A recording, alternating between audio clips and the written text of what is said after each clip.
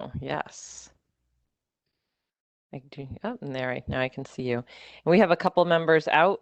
So Janet and Tom, you'll both be serving as regular members this evening. Hi, Megan. Can you hear me? Yes, I can. Hopping over from your other meeting. Busy night for you. Another city meeting for Jamie. So let's see. It's almost 6:30. Let's see if we're waiting for anyone here. I think that is everyone. So Dawn, Cameron, and Nancy are all not able to join us this evening. And Angela, do you want to go ahead and check your audio quick before we get started? Oh, cannot hear you. I cannot hear you. How about now? Now I can. Okay, thank you. All right. So Jamie, you can go ahead and get started whenever. Hello, everyone. Welcome. Due to the virtual format of today's meeting, I'd like to start by providing some guidelines. We have participants attending by computer and others who may be attending by phone. For all meeting attendees, please speak clearly and pause frequently. State your name each time before speaking. Mute your microphone when not speaking. If having technical issues, try joining the meeting using a different device, smartphone or tablet, or use the call-in information in the meeting invite to call into the meeting. I believe we have a couple of absences that Megan mentioned. One I know is Nancy, and just looking through, who's our other absence, Megan?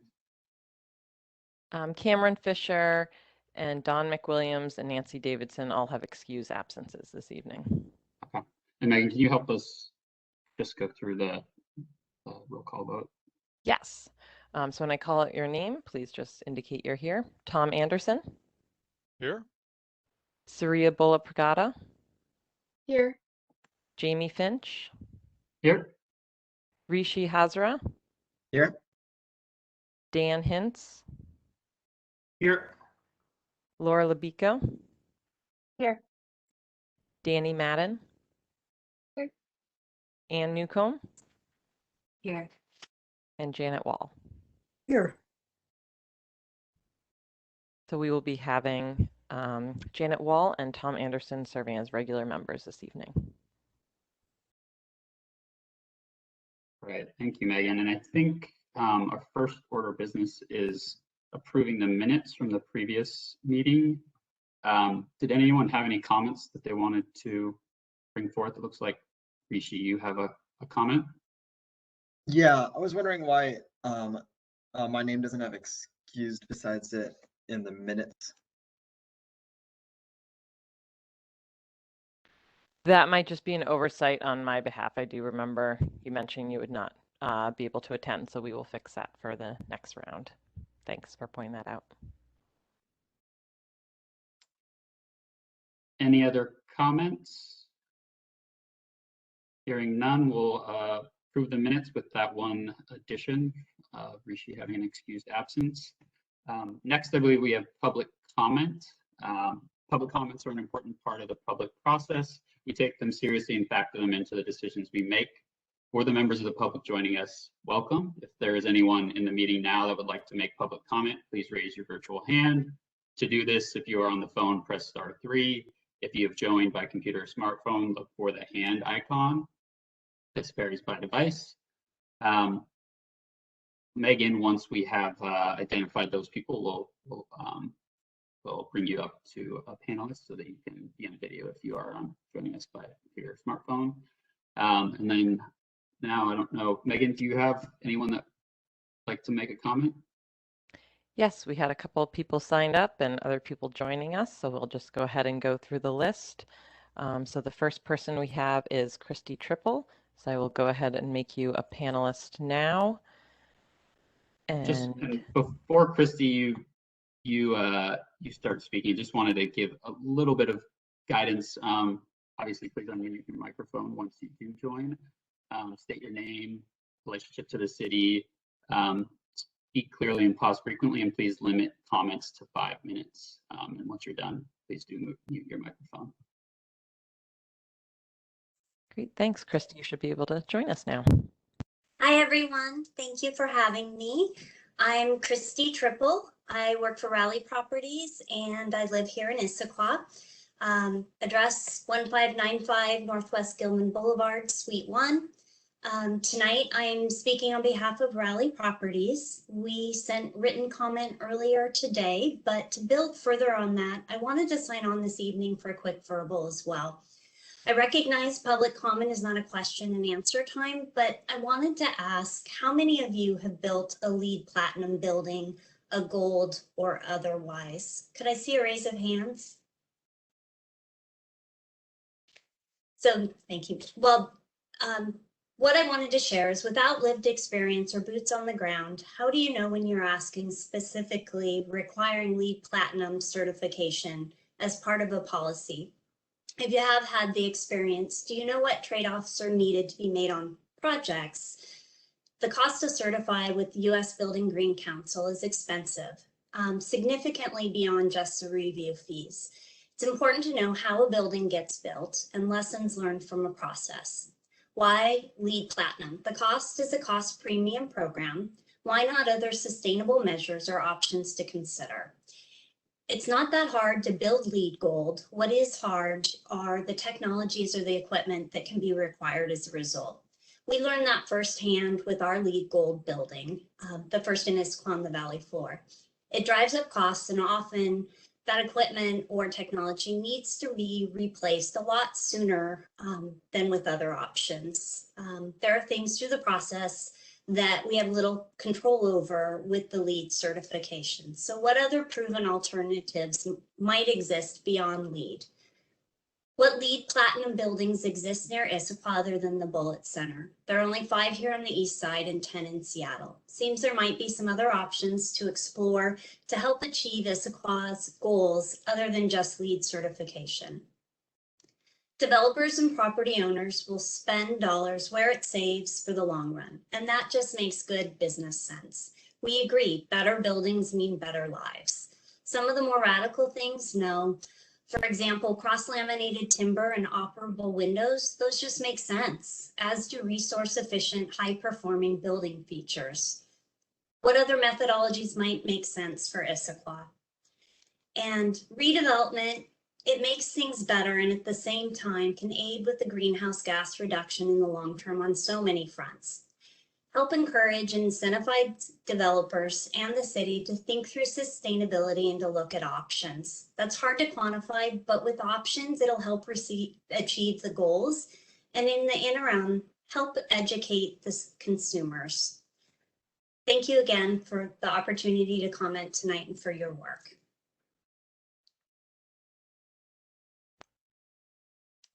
Great, thank you. I will go ahead and bring the next person up, Ann Fletcher, in just a moment.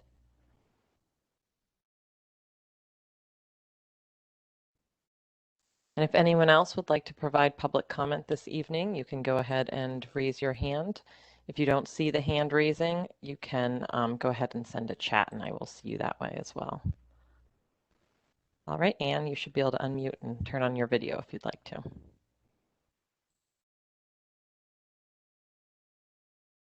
Great. Can you hear me?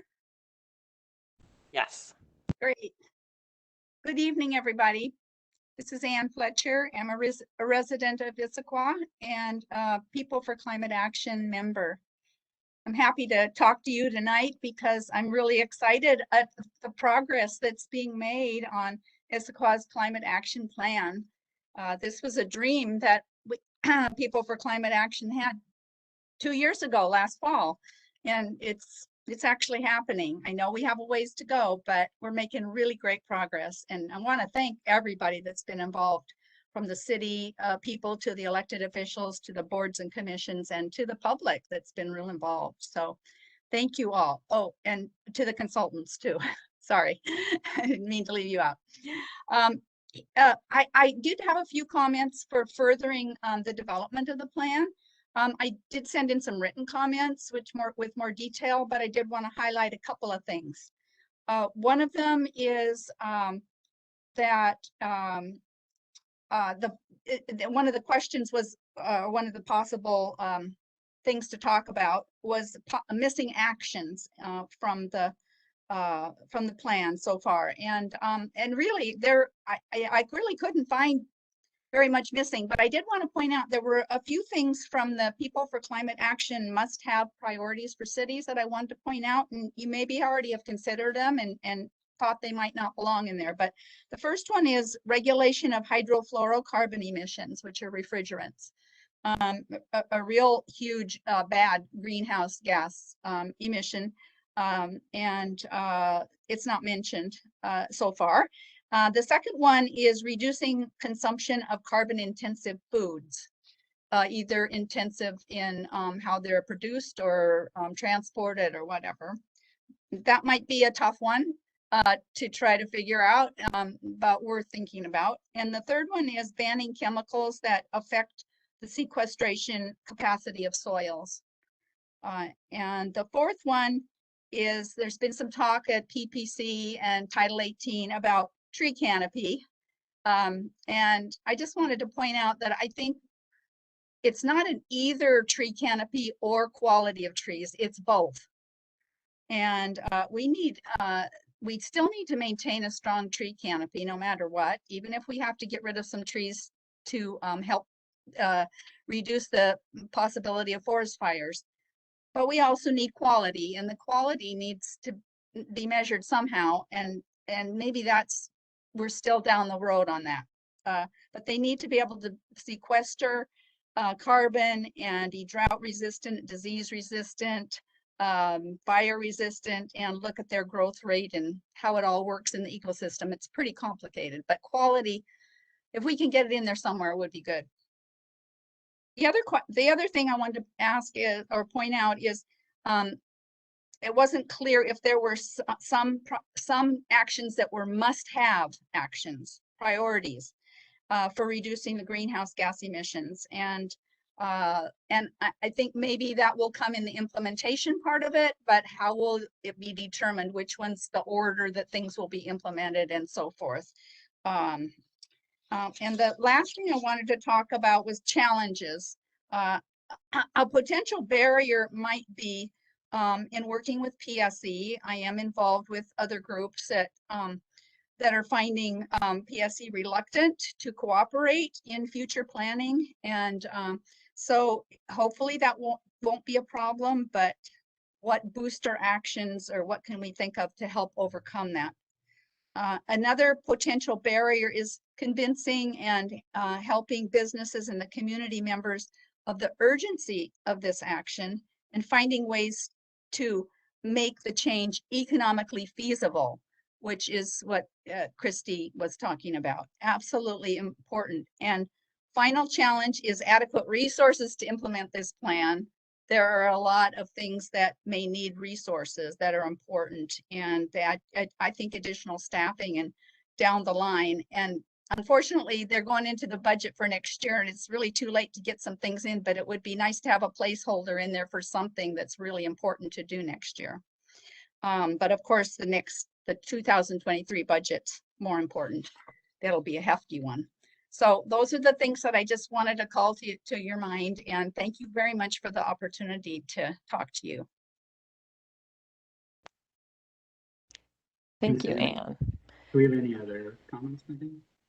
So I do not see anyone with their hand raised now, but I do see a couple people have joined us.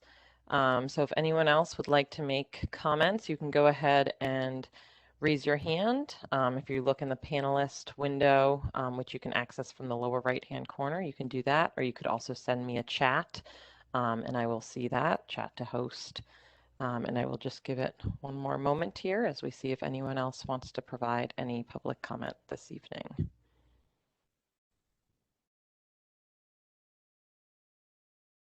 And I am not seeing anyone, so I believe we can go ahead and move on.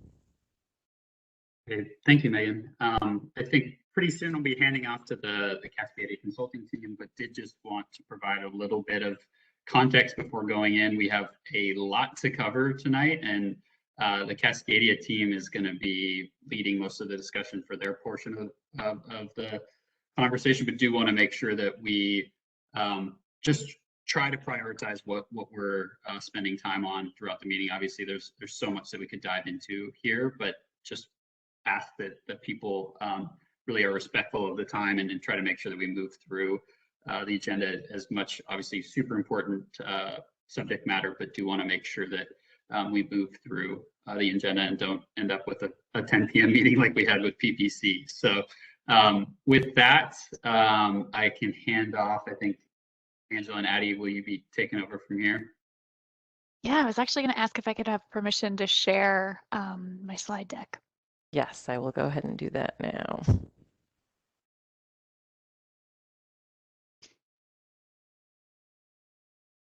All right, you should be all set. Okay. Can you all let me know? Give me a thumbs up if you can see it. Okay, great. Yes. All right. Well, Megan, I think you're kicking us off, and then Addie and I will kind of follow behind. Yes, great. Thank you. Well, welcome everyone this evening.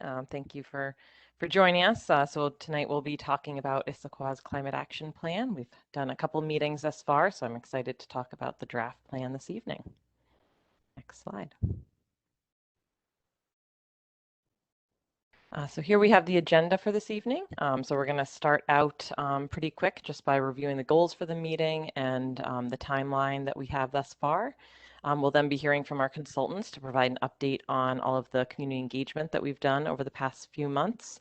We'll go ahead and pause there before kicking off discussion one to open up for any questions and answers for the ICAP engagement findings, and if there's any kind of initial questions before getting into the strategies and actions. Then we'll go ahead and have a discussion to get into some of the details of those pieces on the strategies and actions, and wrap up with a second discussion on the overall draft of the plan. And at the end, we'll review some next steps. So this evening, similar to the agenda, so our goals here are to provide updates on where we are in the ICAP process. So that is the Issaquah Climate Action Plan. We'll present the feedback to date. There was an engagement summary included in the packet, so we'll be talking about some of those findings. We'll review and vet the proposed strategies and actions, and then collect input on the draft outline. So here we have the engagement summary that we've had so far. So we started out with some city staff workshops, and then through the summer did a lot of listening, talking, and hearing from the community, which is really what we wanted for this overall ICAP process. So we met with the environmental board back in July to get your initial thoughts on the strategies and goals that we are on thus far. So that's why today we'll be focusing more at that action level. We also talked with the Economic Vitality Commission and the Planning Policy Commission. We followed that up with a survey out to the community, as well as the community convening on climate, which I know several people here attended.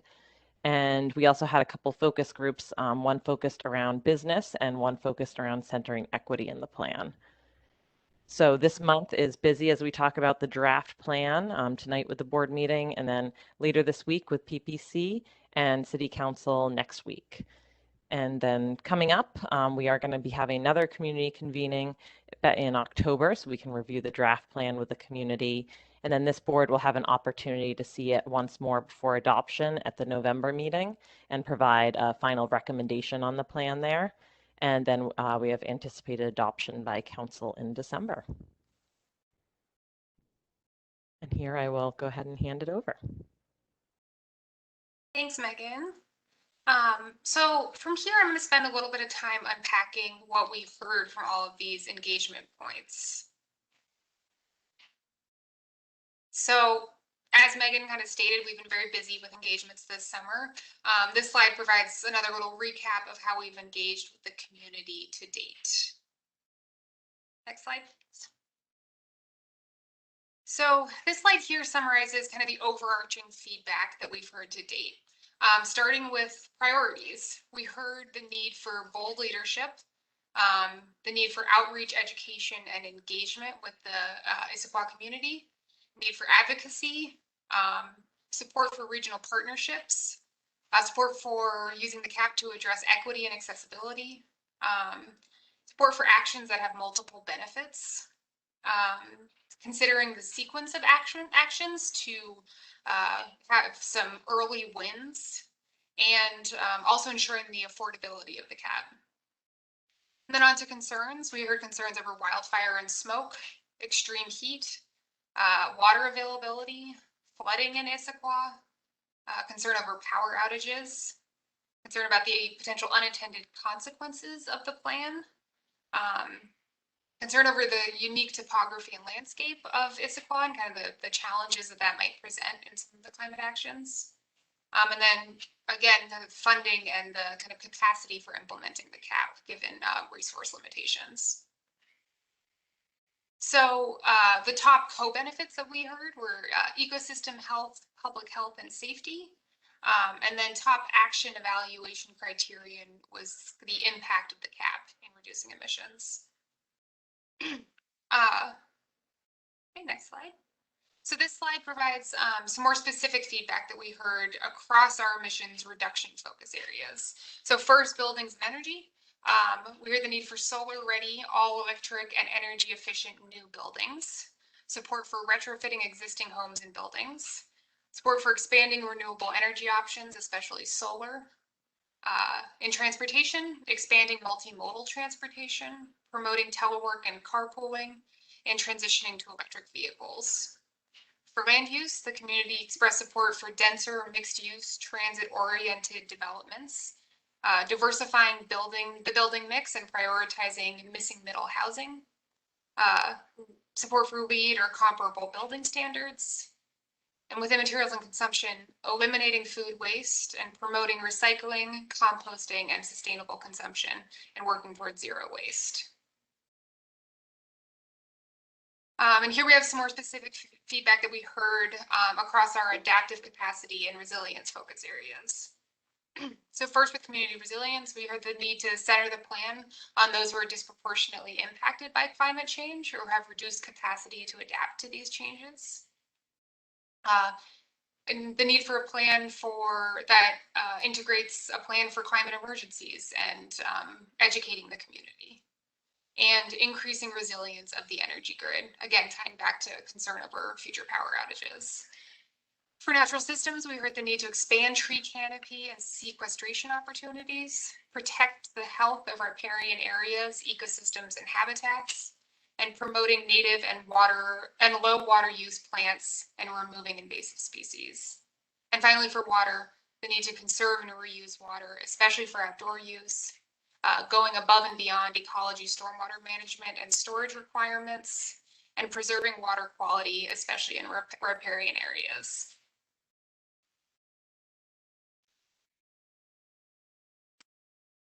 All right, I think I am up next, but we were going to take a short pause just to allow anyone with questions on what Addie just shared or any preliminary questions on the strategies and actions burning top of mind before we jump into the conversation. If anyone has those that they want to, we can address those at this time.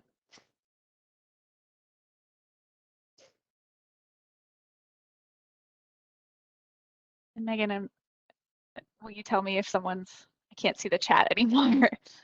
Yes, so anyone will go ahead and if people have questions so far, they can just write question in the chat box and Jamie will call on them.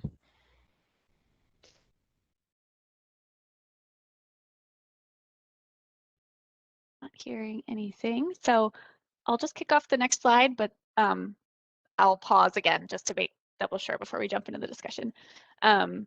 Before we jump in, I just wanted to share a quick example of how we use the multi-criteria analysis. This is a question that came up when we shared our meeting materials for tonight.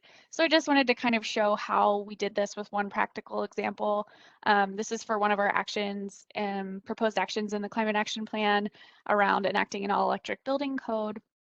There were 5 criteria that we looked at for each action, and we gave each kind of a qualitative based score. That scoring was based on our experience, research, then tailored for Issaquah's specific community. So for example, things like feasibility are largely dependent on the resources and capacity that individual cities have. So we did use kind of previous expertise to inform these rankings, but then also kind of tweaked them to dial them more towards Issaquah's needs. So this is one example of how this rating shook out. We gave each criterion, a score that ranged from 1 to 5, with 1 being the lowest and 5 being the highest. Our criteria were impact, feasibility, affordability, co-benefits, and equity. And the little percentages here are weightings. The weighting is based on what we heard from both our public engagement as well as the last time we met with the environmental board. We had some takeaways from that. And so this kind of culminated in a weighted average score of 3.3. And so each action had a priority score assigned, and that was really just to help us identify actions that may be weaker or more challenging to implement. We did some combination. If we found that it had a really low priority score, we combined certain actions together or kind of used them to weed them out. So that's kind of how we used it and how we conducted that analysis. If anybody has questions on that, I can continue to pause, but if there's nothing in the chat, then maybe I should just move to the discussion part.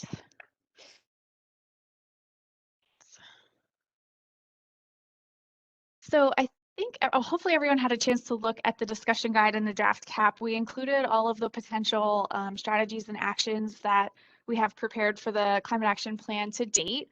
We shared a few questions that we were hoping folks could consider in advance. So are there any crucial actions that are missing, or if you have new ideas for actions that you currently don't see reflected in the cap? Any challenges or barriers you foresee to implementing actions that warrant talking further about? So things like major red flags. And then thinking about what resources Issaquah needs to be successful, and this was touched on in the public comment, but things like funding, staff capacity, funding study and planning efforts. So kind of thinking about the downstream impacts of adopting this cap, what sort of resources would need to be lined up.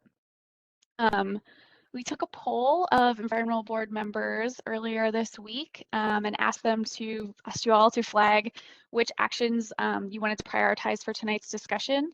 I have reflected those priorities in the little yellow post-it notes. So those are the actions that had at least 2 people who wanted to talk about them. I don't want that to limit our conversation, but more so just kind of offer a bit of insight into the ones that might be top of mind for folks. You can see we have 6 different focus areas here, so maybe we can kind of take them in pairs just to kind of keep the conversation focused and make sure we have a chance to address everything. But maybe before we launch into the formal discussion and get into the weeds of strategies and actions, if there were any questions or things that people had as an overarching comment, maybe not specific to one focus area, but just generally about the strategies and actions within the CAP.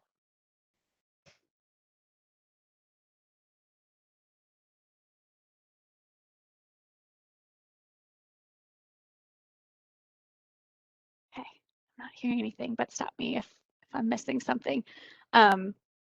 I'll just start us off then with the cross-cutting climate action. So these are either overarching actions that kind of are applicable to all focus areas, or they're more specific to how Issaquah as a city can lead by example. So that's kind of why this one's called cross-cutting, is it really has a lot of overlap across focus areas. The first strategy focuses more on outreach and education, and then the second strategy focuses more on leading by example. So within that first strategy, the 2 actions that sounded like folks had some interest in speaking about tonight was the community climate challenge and advocating for climate legislation. I don't want to box us into those 2, but those were kind of the top 2 that rose up for discussion. And then likewise in strategy 2, wanting to further discuss strengthening the sustainable building and infrastructure policy, as well as generating and storing renewable energy. So if anybody would like to share thoughts or ask questions or open up a discussion on anything in this focus area, please feel free. And I'm going to be taking notes, but Addie's also taking much more detailed notes in a separate document, so I'll just be kind of catching snippets on screen. Hi, Angela. This is Jamie jumping in. Did you want us to specifically focus on those questions that you had that were kind of up on that top section first, or just wanting to make sure that is this how you want us to approach this area? Great question. No, I don't want you to like limit it to these questions. These were just kind of the thought-provoking questions we wanted folks to think about as they were going into review. So if you want to respond to one question in particular, that's great. But it was mostly to just kind of spark ideas as folks were reviewing and give you some sense of what we might be talking about tonight. So I don't want anyone to feel boxed in by those questions. They're just more food for thought. Thank you. If anyone has any questions first on those cross-cutting climate actions, please, I'll give you a quick moment to drop that in. Otherwise, just we'll start taking comments. You can probably drop your comments in while we wait to see if there's any questions. But yeah, if you have a comment, please drop that into the chat.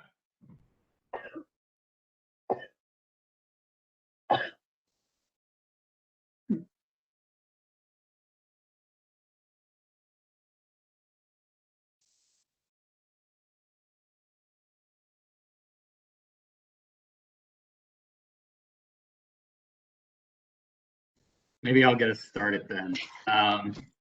Oh, Anne, why don't you kick us off? Just saw your comment come in.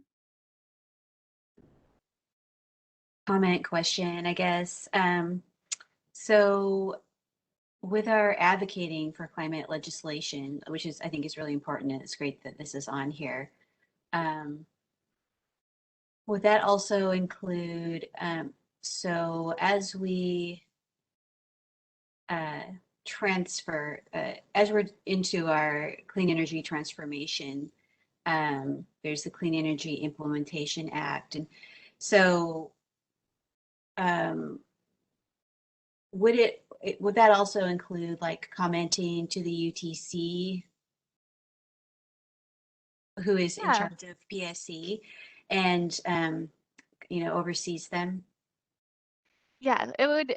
So a lot of the actions you'll notice are kind of intentionally broad, which leaves flexibility for implementation to right size that. A lot of things like this or like programs, we haven't set like a rigid path for you all to follow. So it could include going to the Transportation Commission. It could include just advocating at the statewide level for various policies that come up. It could include advocating to your local utility. So working more closely with PSC, for example, to try to push them to do more. It can mean a lot of different things, but I think if you had any direction there of specifics, we could happily capture those so that they're considered for the implementation side of things, which is where you get into the nitty-gritty. Okay.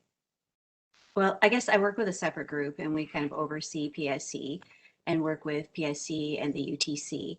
And there are some cities that sign on to letters to encourage PSC to act in a certain way and, for instance, not create their new gas plant that they want to do in 2026 and do more renewables between now and 2025. But Issaquah hasn't felt comfortable signing. So with this, maybe this would be a new perspective of Issaquah, that it is okay to work like this, because the cities do have a lot of clout. It's helpful. So just wanted to toss that out there. And I can't remember what the other thing I was going to say, so I bet somebody else has something to say. Thank you, Anne. I am not seeing any other comments. So I have an overarching comment for this section. I do think one of the challenges for me as I was reviewing, it was great to read through all the detail of the ICAP and really appreciate all the work that has gone into it. I think where I'm still struggling to understand, I know this is a really hard question, is so we have these overarching targets for reducing greenhouse emissions. Is this getting us there? Do we feel like this is going to get us here? And I know projecting what the savings are for all of these different strategies, I mean, these cuts well below this section, but I think that's still the biggest question I have in my mind. And not only right off the bat, do we feel like we're going to be doing enough, but I think one of the things that I'd love to talk about once we get to the section around content is what is the process to review and update the plan and really evaluate how we're doing against all of these. So I'll save comments specific to that for later, but I think that's my biggest comment. But I do love a lot of the items within this section, whether it's something as simple as a sustainable purchasing policy, like some of these things that I think are just great additions. So didn't have comments beyond that, but I think that given that it was at the very top of this section, wanted to address that. So, Yeah, that's a really good question and very timely. So some of you might be aware that King County is currently putting together a pretty massive inventory for the region, along with a few other neighboring counties like Pierce County, to include things like airport emissions, port emissions, like so it's doing some quantifications for specific individual cities. And as part of that project, one of the outputs is a wedge analysis tool. And so for anyone unfamiliar with what a wedge analysis is, it's exactly what you just described. So it's basically looking at all of your strategies and actions together and putting numbers on how far they're going to take you towards your goals and on what timeline. And so by quantifying those things, you can kind of see it visually and see how close are we going to be to meeting our goals in 2030, 2040, 2050. And it really allows you an opportunity to adaptively manage those things. So year over year, as you're tracking your progress, you're saying, well, we're not even getting close to where we're trying to go, or we're exceeding our goals, et cetera. That tool will be available in, I think, Q1 of 2022. So our recommendation to Issaquah is, because you're already going to get this tool through another project, to just kind of go forward with the cap and then leave some flexibility built in to call it a living document, and plan to do that adaptive management piece. So once that tool is available, do a much more granular assessment on how far your actions are going to take you into the future, and then adjust if you need to. I think on the tracking side, and Megan, please correct me if I'm wrong, but I think on the tracking side, the goal is to update the inventories more regularly using a system like ClearPath that makes that process bit easier than the manual process taken to date. I don't know if annual or maybe semi-annual, but then I think the next round of cap updates would be like at the 5-year mark, but there would be annual report outs on progress to the environmental board. Is that right? Yes, this is Megan. I'm happy to chime in here. So as the board members know, one of the things that we have is an annual report included in our duties and responsibilities, and that's something we'll be putting together towards the end of the year and sending off to council too, so they're aware of the activities. And the overall thought is that we would be able to roll up how we're doing on the climate action plan, what we've been working on, and the metrics into that summary report. And Angela is correct that we are looking to do the inventory more regularly. We don't have if it would be every year, every other year, but the recommendation would be to have the city start using a software program to do that. So we're able to kind of have those more frequent updates and check-ins that the community has been asking about. I think the other thing is the metrics that we've included for the most part align with metrics that are already being tracked by the city. So that should help with more frequent monitoring to kind of align those metrics. Thanks, you too. And we did have a comment, Rishi. Go ahead. Yep, Rishi speaking. I wanted to say that my input on this is that the fourth kind of objective we have here to integrate climate education to school curriculums should be prioritized to a higher level, perhaps. And I think specifically with this curriculum integration, there should be some activities or concepts where we draw student input on certain climate legislation policies that we can then transfer back as public comment, perhaps through someone else's voice, to provide the student perspective on those legislation and policies.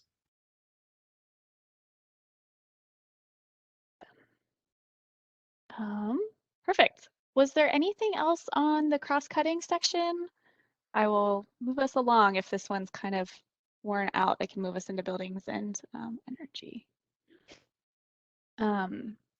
So for everyone's benefit, just so that you know what others are interested in under this section, the actions that had more than one vote for what people would like to talk about tonight were around developing energy efficiency outreach and incentive programs, implementing a regional heat pump campaign, incentivizing electrification.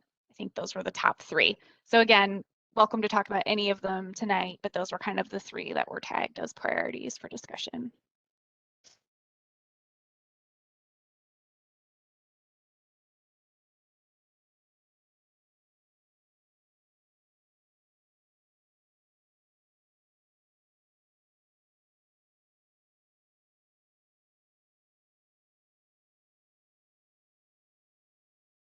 Just to give us a little food for thought, this is Jamie speaking.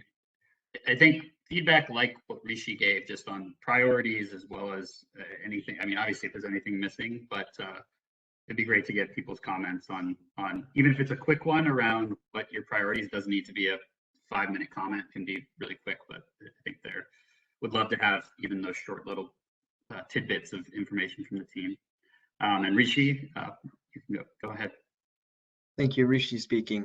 I was on a more general note. I think we should try whenever possible to move away from incentives. While they're a great method, I think focusing more on like requirements and mandates in terms of specific levels that corporations need to reach is a more effective way to achieve kind of the widespread global greenhouse gas emissions reductions that we're looking for.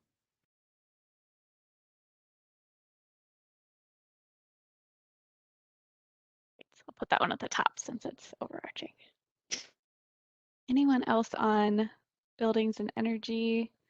And if it feels limiting to go by focus area, we can also just open it up. I was more so just trying to watch the time, but we don't have to belabor it. Yeah, Jamie speaking, on this stuff, I do think this is a really important topic, and especially as it relates to electrification of buildings and just how we're looking at code as a tool to ensure that our existing, obviously our new buildings are being built in a way that's going to be sustainable. And then I do think where incentives can be really helpful are some of that existing building stock that code and some of these other items might not have much leverage on. But I do think being able to not only incentivize but also educate people on what are the most impactful things that they can do, and obviously helping them do those things to reduce their impact, I think is very important.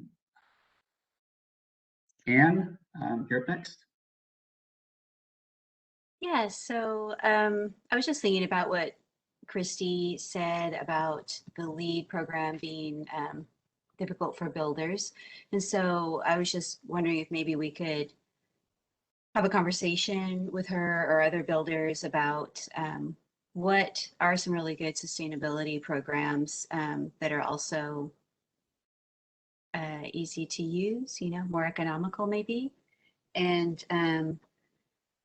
is the 5-star Enviro House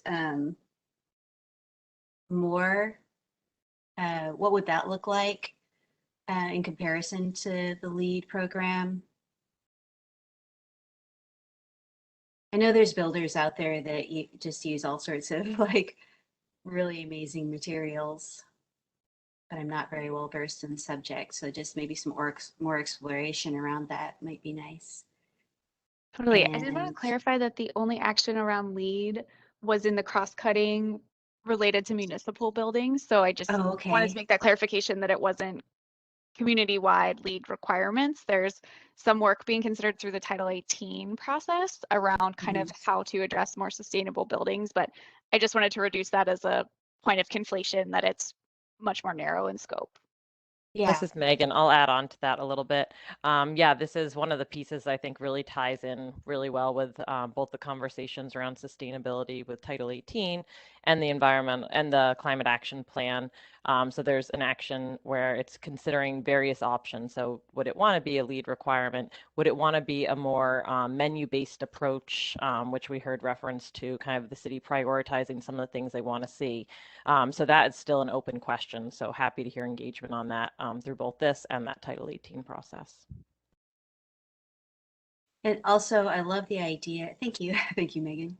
I love the idea of doing trying to make it so that new construction doesn't have gas hookups, solar hookups and EV hookups, but not be gas ready. I think the reason that it's so quiet, I think, is because you guys have done such an amazing job capturing everything. I was just really impressed with how you captured everything that I remember us saying. So good job on that. Ooh. Thanks, Anne. It's nice to hear. Oh, sorry, I wasn't trying to take credit. I was just saying thank you for your comment. Dan. Yeah, thanks, Jamie. Dan Hintz. And Jamie, I appreciate you framing this because I think I just kind of want to amplify or kind of strengthen one of the points on here. That's, I think, BE 2.4, advocating for increased electricity grid reliability. I am obviously very pro, trying to find out ways to, conduct outreach around electrification, building code. I just personally is concerned, and, specifically in light of the summer where, a good chunk of downtown Issaquah lost, power for 12 plus hours during, 112, 105 degree temperatures. And I just like, it's like truly a public health concern and not an inconvenience at that point. So I do think the more we look at relying on the electrical grid, I just don't know what that process looks like at the city level, similar to some of the legislation advocacy, but do just really want to call it out as a personal, and I do think community concern around some of the power outages, specifically in the heat wave we had this summer. Totally. It's not super direct based on the language, but just one thing is that the heat pump campaign, heat pumps are significantly more efficient than like running air conditioners and stuff. So you kind of get double benefit out of actions like that are, during those really high load periods where people are all running air conditioners. We've tried to kind of bake that in throughout, in addition to this really explicit action around grid resiliency. That's great. And I guess if I can add a little bit too, I don't know if there's any like education or awareness around like what is necessary electrical use during those periods versus stuff that like, oh, I just, still want to do my normal day. I don't know, at some point there becomes more of a conservation argument there and peak usage and kind of, public health times like the heat wave, or I guess if we had really cold snaps too, it'd be similar. But yeah, thanks for that clarification though. Thanks, Dan. Danny? Megan, sorry, I just wanted to say, I see some people are chatting to me privately by accident, so just make sure when you're chatting a comment or question, you send it to everyone. So I think Tom Anderson had actually sent it prior to Dan, so if we could go to Tom and then Danny, that would be great. Okay, yes, sorry, I guess I selected the wrong destination there. Okay, well, I just wanted to speak in favor of the regional heat pump campaign sort of thing as a owner of a aging gas furnace, and the day that I'll have to replace that is coming pretty soon. And this happens every day of the week to somebody in Issaquah. They need to replace it, and paving the way with some sort of informational campaign to, well, this is the categories of equipment that we would like you to consider, etc. I know the city can't promote a particular installer or whatever, but patterned after what was done with the solarization campaign, I thought that was a good program, and I'd like to see that for the heat pump campaign as well. That's all. Thank you. Thanks, Tom. Danny? I would second Anne's comments. I mean, I think like this is very extensive and very good. So yeah. And also as far as like the outreach campaigns, especially for like buildings and electricity use, I would this is more like, I guess, going into like implementation, especially of like the outreach programs. But I think as much as we can focus on like low-hanging fruit, like things like LEDs and things that are like low cost and very easy to implement, especially for people to like understand. That's just my comment. But yeah, this is pretty amazing. So yeah. Thanks, Danny. And just as a heads up, I am going to be prioritizing getting people that haven't spoken first, their first comment. So if I jump out of order, that is why. So Laura, you're up next. Hey, so I mean, I'm kind of echoing what was just said, but I think this is all like, I'm still catching up since I missed last month, so apologies if this isn't the most coherent thought, but I agree that this is all great detail, and it just feels still a little disconnected from having an overarching vision. Like I know there's criteria, and then I know there's these really specific points, but I'd really like to see us, when we get to the end, so that we have the goals, tie it back to the beginning of what's our goal, because we're talking about all of these goals of like making it palpable, and to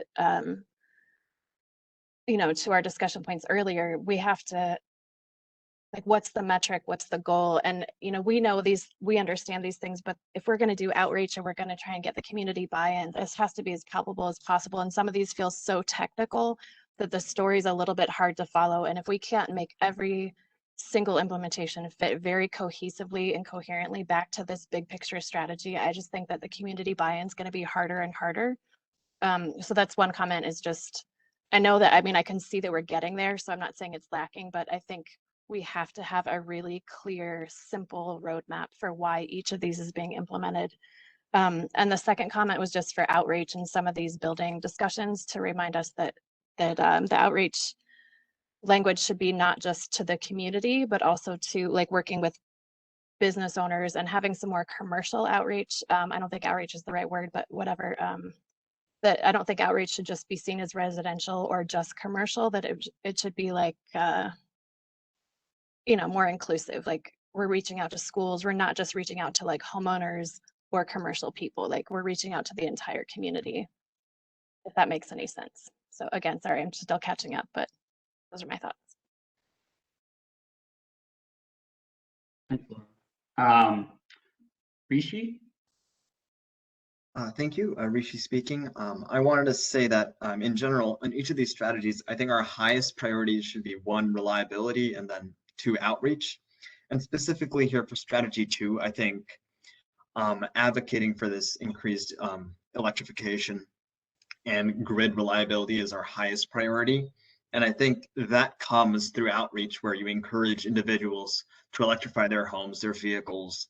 So gradually we can decentralize our electrical structure and kind of increase that reliability. And also in terms of outreach, I think it should always begin at the lowest level. So from schools, and then build up in terms of educational level.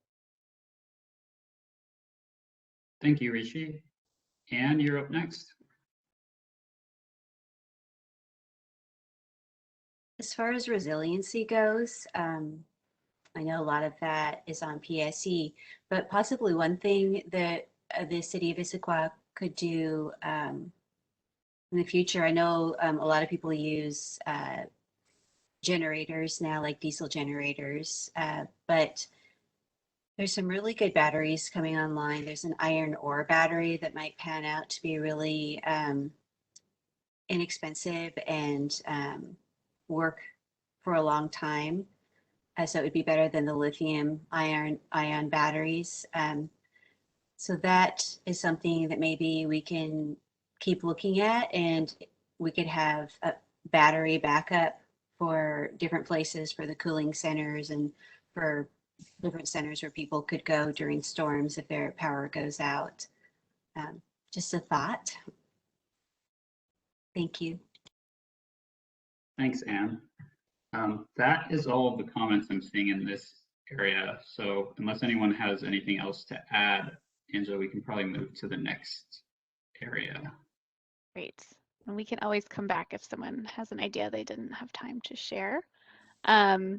For transportation, it was a little all over the place. So the only one that had more than one vote was around implementing the mobility master plan. So I would consider this one kind of a free-for-all for discussion. It seems like folks had pretty varied opinions of what to prioritize for tonight's discussion. So maybe we can just keep it open-ended, and I'll be tracking some notes, and then Addie will have some more detailed notes in the background.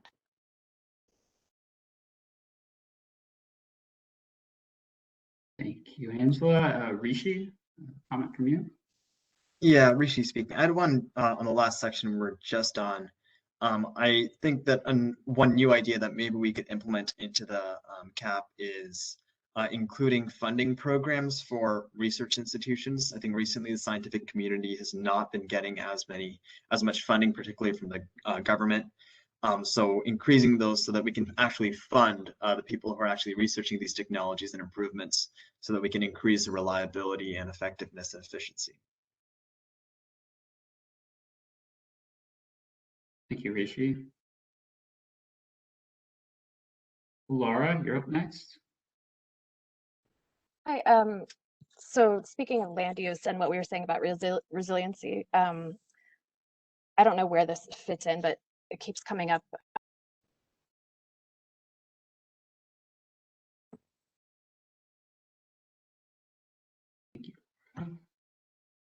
Anyone else? Transportation? Tom? Yes, Tom Anderson speaking. I don't know. I think this overlaps with the implement the mobility master plan, although that sounds like a wonderful thing, but what all is in it, I don't remember. But my comment is about the multimodal transportation, you know, bikes, bike lanes, electric bikes, availability of those sorts of things. I mean, in addition to the energy and climate related issues, Issaquah has a transportation problem of getting through town, and multimodal transportation is a partial solution to that, and we need to promote that. Issaquah could do better in terms of bike lanes and other routes for multimodal transportation. That kills two or three birds with one stone by focusing on that. Thank you. Thank you, Tom. I will hop in. Just a quick comment. I think in terms of when I look through this list, I do think Title 18 is highlighted a lot, and I think that's a really important topic. It's something that is historically been something that I think the city of Issaquah has done a really good job is figuring out, well, in some respects, how we keep spaces green. And so I think that as a focus point, but also as a way to focus development in the areas that we do want it. And there's a lot of things that are, you have easier to get around if everything's more dense. And so I think that as an overarching topic, I think how we prioritize development in those areas that help us continue to make the community sustainable by making transportation easier is just, I mean, I think that there's a reason that's the first thing in this list. Maybe there's that just seems like an incredibly important point to really be evaluating. And there's obviously trade-offs with that, with density, increased density, but did want to mention that. Anne, I think you had a comment. Yes. I know it was in there, but I just wanted to say that the more Issaquah, so the pandemic has helped us work from home. So many more people are working from home, and it's working great. We've got all the tools for it now. So I love that Issaquah encouraging businesses to encourage their employees to work from home was in there. I want to just give that a 3 thumbs up. Thank you, Anne. Danny? Yeah, I didn't see the like EV charging ordinance reference like specifically in this. I did see the mobility master plan, and I was just I don't know, just while reading this, you know, there are a lot of like different plans mentioned. There's Title 18 mentioned, there's mobility master plan mentioned, and I know this is one of the questions for like the next discussion, but just making sure that like everything is consistent with all of the different plans that we have, and also making it just easy to read for someone who maybe is like a little bit unfamiliar with all of the different, like reading this as a community member, I imagine that it can be pretty confusing, having like all of the different things referenced, and consistency is definitely important. So just thinking about that. Thank you, Danny. I'm not seeing any other comments. Just one observation off of what Danny said, though. I do think Title 18 is called out explicitly and highlighted and made really easy to identify. I do think there's other parts of the code that are similar, or plans that are a part of this, that I do think dependencies or something to that effect would be an important part of not specifically this category, but the overall plan, making sure that us and anyone else that's reading the plan is clear on what other dependencies outside of the climate action plan that particular item would rely on. And then with that, I think we can probably move to the next category. Great. All right. So this category is materials and consumption. The two actions that rose to the top for discussion tonight were enforcing and expanding construction and demolition code requirements and mandating recycling and composting. So again, feel free to weigh in on any of the actions, but those were two that were flagged as priorities.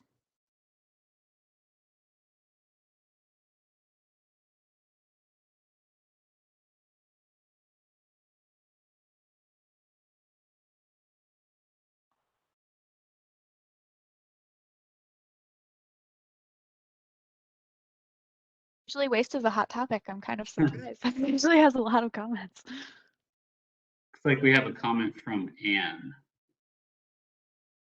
I'm just wondering if it is at all possible for us to think about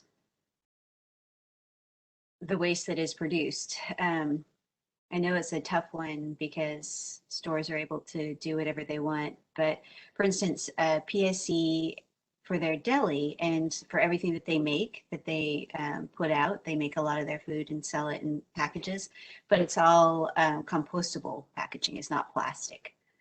How can we encourage other companies and grocery stores to do things like that? And then also reduce the packaging.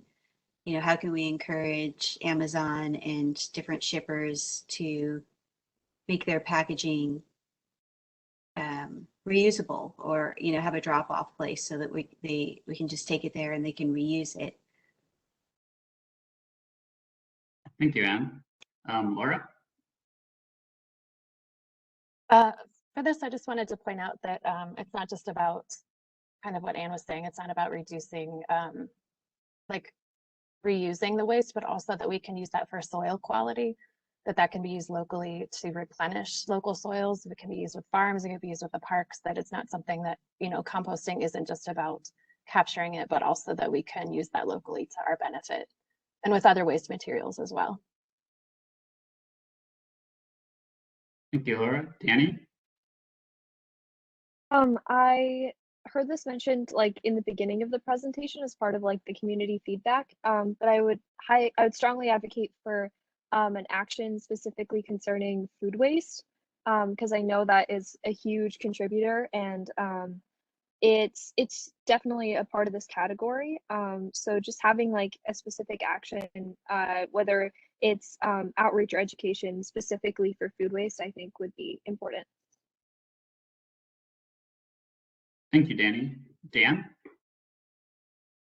Yeah, Dan here. I think I'm going to kind of reiterate what a few people said here recently, but I would prioritize composting over recycling as much as possible and reduce plastic use. I think more and more we're learning that like just because it has a triangle on it doesn't really mean that that material actually gets recycled. There's a big environmental pollution cost with that and carbon cost with that being produced and hauled across oceans and all that stuff I don't need to get into. But so yeah, I think we've had a few people kind of comment on that, just amplify Laura's point too about there's great programs in the county with biosolids, with GrowCo. You know, we use this like crazy on restoration projects, forestry projects. So yeah, that compost side of things, I think where the most potential is. But thank you, Dan. Megan, I think we missed Rishi a couple people ago. Oh, sorry, Rishi. Go ahead. Oh, thank you. Rishi speaking. I think one of the priorities we should include is having a specific clause that refers to schools and having restrictions on district cafeteria, like what they're selling and like the material of what they're selling. I know they still sell plastic water bottles in our schools, so shifting away from those, placing restrictions on the waste that schools can provide, and providing also educational advice on the differentiation between compost, garbage, and recycling. Thank you, Rishi. Anne? I know Issaquah has been really good about promoting composting, giving away bins and everything. I'm just wondering, can we also start to think about worm bins? I've noticed my worm bins are way more productive than my compost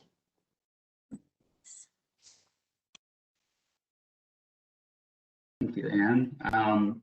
My comment on this section is I'm definitely in favor of both 1.3 and 1.4, basically strengthening our enforcement and mandates around recycling and composting. I think as we look at areas that really don't cost anyone anything and have significant benefits, those seem like areas, well, maybe not the construction and demolition code, but at least the mandating recycling and composting seems like an area that is a no-brainer that we should be prioritizing. And then, oh, looks like we have Laura coming in.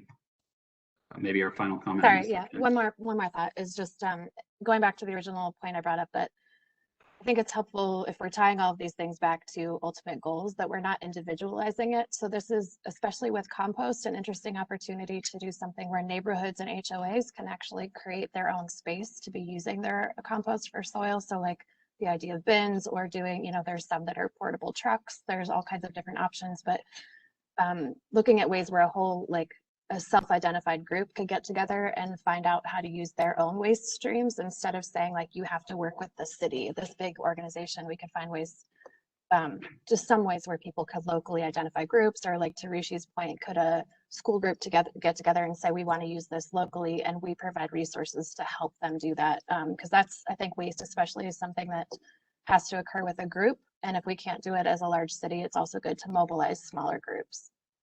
It'll have very tangible impact. Thank you, Laura.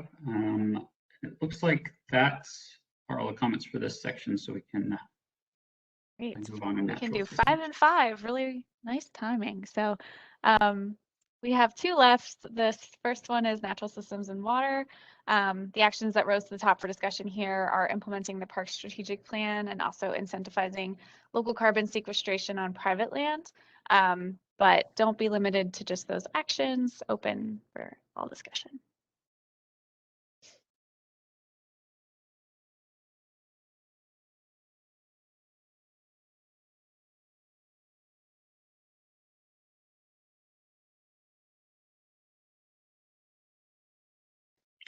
And was that, it looks like, yeah, okay. You have a Yeah. comment for this section? Thanks. Yes, I'm just wondering if we're looking to King County's 30-year forest plan for helping to keep our forests healthy and resilient and good at sequestering carbon. That's a great question. I don't know that we've talked about that specifically, Megan. I don't know if Jen has brought that up, but Yeah, this is Megan. I think that's a great comment to add in here so we can kind of connect with the parks folks about that. I know they were involved in contributing some to those conversations going to the development, and we have our own kind of urban forest management plan going. So I assume there's synergies, but great to have that included as a comment. Yeah, they've got a lot of good information. I bet you've both done a lot of good studying. So thank you. Thanks, Anne. Tom, you had a question? Oh, yeah, it's a little, I'm sorry, Tom Anderson speaking. Unclear, like, well, what does it mean when we put something like implement the park strategic plan in this plan? Does it mean that, oh, that they're not going to implement the park strategic plan unless we recommend it in this plan? What's the interaction between these plans? yeah. That's a good comment. Oh, sorry, go ahead, Megan. I was just going to say, yeah, this is Megan. So yeah, I think we like to kind of call out other plans because we are, the people who worked on the parks plan are also involved in the climate action plan. I also had a role in the parks plan. So we like to find those synergies and make sure that we show some of those connections. I also think with this group that there's been a lot more talk about kind of the sequestration benefits. So we'd want to relay those messages back as they're implementing the park strategic plan. So there can be some more of those connections made. Yeah, and we've been trying where we can to call out specific actions within these other plans that have like a more direct nexus, just because it isn't obvious just by saying parks plan. So the detailed part of the action has kind of those call outs, and that's the same for mobility master plan. And we're working on that for the stormwater plan as well. So hopefully that should make it really obvious like what the connections are versus putting that on the reader to interpret. This is Tammy. Thank you. Next up, we have Laura.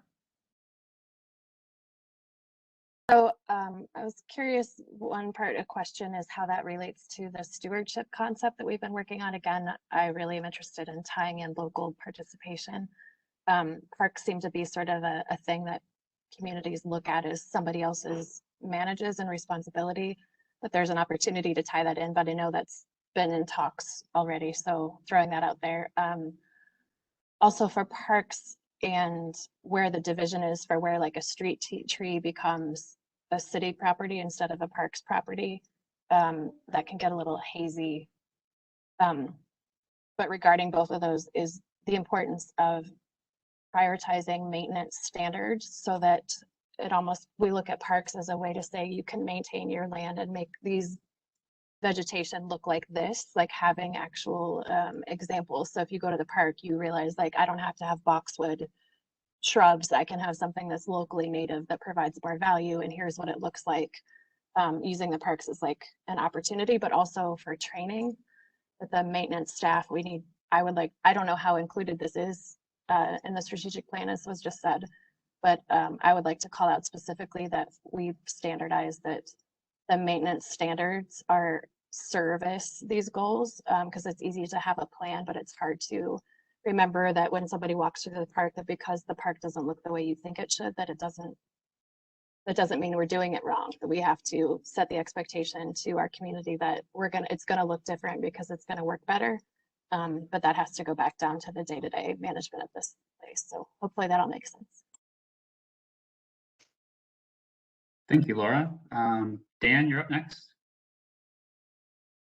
Yeah, I guess two comments. One kind of echoing Anne's public comment from the start of this meeting, and Laura a little bit there too. I do really think there's some strong arguments around not just, I guess this is related to Title 18 as well, but not just looking at, number of trees or general canopy cover statistics, but yeah, really kind of maybe another level analysis around species of trees, age class of trees, in terms of some of the protections we might have. Laura, your comment on some of the kind of maintenance of some of our parks, which also are natural areas. They have passive recreation. Issaquah does such a great job trying to balance all of those needs, especially thinking along Issaquah Creek, Tibbetts Creek, different public parks we have. But sometimes that can be kind of messy. I guess this is my little plea for cottonwood trees are really, really fast bioaccumulators, store a lot of carbon, really good for pollution, but they can be a nuisance. So I think it's trying to find that balance of where we can really truly keep areas natural versus where there are, true maybe safety or, other hazards with infrastructure nearby. So that's kind of my comment on, I guess, trees and canopy, and then getting to the water resources or aquatic resources, which I think are just such a amazing part of living in the city, especially in the valley floor. I would personally advocate, even though I think there's elements of this in the stormwater management plan, of figuring out how we can better incorporate projects that include infiltration, bioinfiltration, some rain gardens, also depaving. I know that seems controversial and counterintuitive, but I just see some of these places around Issaquah that are giant parking lots and what are historical floodplains of our creeks here. I think that has huge impacts both on our water quality or aquatic wildlife and obviously on our stormwater management. So I don't know if there's ways to incentivize or require more infiltration or even depaving in places. But thank you, Dan. Rishi? Yeah, thank you. Rishi speaking. I had a more overarching idea here, and I'm not sure about the feasibility, but I wanted to share it. And kind of turning back to the multi-criteria analysis I think you presented earlier, I was wondering if it would be possible to do the same, but in some sort of audit of the different local corporations and assign some quantifiable, score to each of those, and then say that cities can only call for can only utilize corporations that have a certain, or businesses that have a score over a certain threshold. And that would be as a means to actually incentivize these businesses, local businesses, to start incorporating each of the sectors that we've implied here where we're throwing around the term incentivization. And also just to account for the fact that some smaller revenues for different companies that are perhaps smaller are less likely to be able to actually implement some of these, to have a scaling factor so that they are not, disproportionately affected. Thank you, Rishi. Laura? I love Rishi's comment. As an aside, I think I love the idea still, and I'll just keep bringing it up, of us having a scorecard in some way where we're, in the same way you can say a scorecard of the health of a corporation or any kind of business that's in the city. It'd be great to have a scorecard that we can say that this is what we know they're doing, so we can encourage people to know that, we don't want that to be invisible. We want their impacts to be visible. My other comment is just to jump off again what Dan just said, to call it out for stormwater, specifically for rain gardens. I would love to see that called out, because it's something that, if we could specifically tell people how to get rid of their lawns and how to replace some of their plants with more relevant plants for stormwater, that would be huge. I mean, I know there are a lot of people who want to do something, and that's something that's very doable. So I just want to call it out specifically, instead of just saying, low impact development implies that it's something that you're doing for a new development, but that's something that anyone can go and throw in more plants that are helpful to their neighborhood. Thank you, Laura. I will go next, not seeing any other comments. I just first had a quick question. I think, is the current tree cover, trying to remember from the previous presentation, was it 51%? I think that's right. Yeah. That's right. Okay. Given that, it does seem like more efforts to incentivize how we reforest. That seems to be an area that needs a lot of focus. And I do wonder if, I know there's a lot of activity around carbon offsets and other ways of not just the city funding, but actual revenue sources for private landowners to help fund efforts to reforest areas that aren't currently forested. So I do think that, similar to some of the other topics where some of it might just be providing materials and education around what's an option out there, and there's some really compelling new options that could be available. I also think it would be a really interesting opportunity for people around Issaquah to be able to offset their emissions through something that's directly impacting the community. So that's the one that jumped out to me. I do think that the way that we're looking at, I know we haven't talked about super in-depth Title 18 I think that's coming back to us around tree cover, but it does seem like a really significant review of how we think about tree cover and development projects. And that seems necessary to stop the bleeding, but I also still wonder if we have enough to truly increase tree cover with what we have here by such a significant amount when we have things chipping away at it along the way through development. Anne, you had a comment? Yeah. So I know this has already been said by Connie Marsh and probably some of you guys here, but I think it was already in your plan, but I think it's good to reiterate. So I went on a forest carbon hike with Kathleen Farley-Wolf last weekend. And she was one of the people that wrote the 30-year forest plan for King County. And she, brought to our attention that 50% of a tree is carbon. So the older forest, the bigger the tree is, the more carbon that is stored in it. And even the logs that have fallen over, they're still storing carbon, even though they're releasing it because they're decaying, but they're still storing it for a long time.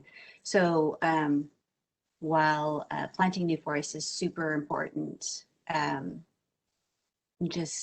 it's good for us to remember that where we can keep the old ones, where it's safe to keep them, creating the healthy forest is super important.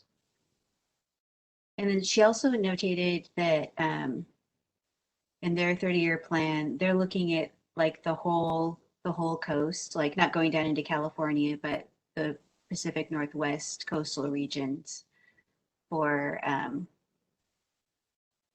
plants for the future, but not redwoods or sequoias. She wanted to point that out. Anyway, thanks. Thank you, Anne. That looks like our final comment for that section, so we can take us on with the final section. Yeah, and I think we're right at time. Well, we're like 5 minutes over, so hopefully folks can quickly share any final closing thoughts on this section. The ones that came to the top were developing new climate emergency response systems and conducting a vulnerability assessment. So feel free to weigh in on any of the ones on the screen.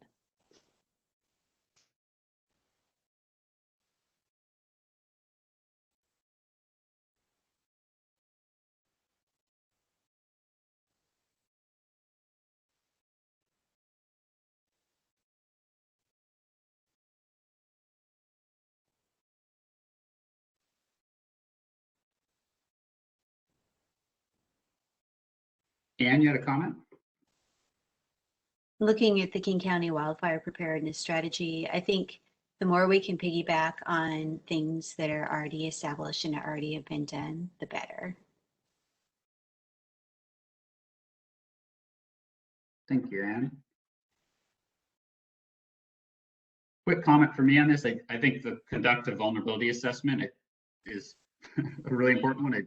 I don't have a clear, I mean, we've talked about it a little bit in Title 18, but I don't have a clear understanding of exactly which risks are out there. And I think as we think about that goal of trying to get to 50% of emergency systems that serve 50% of Issaquah's population, I think getting more specific on like, what are the specific threats that we're trying to protect and what portions of the population for the different threats we need to be protecting or that we want to be protecting would be an important step that a vulnerability assessment could help us at least have the building blocks for.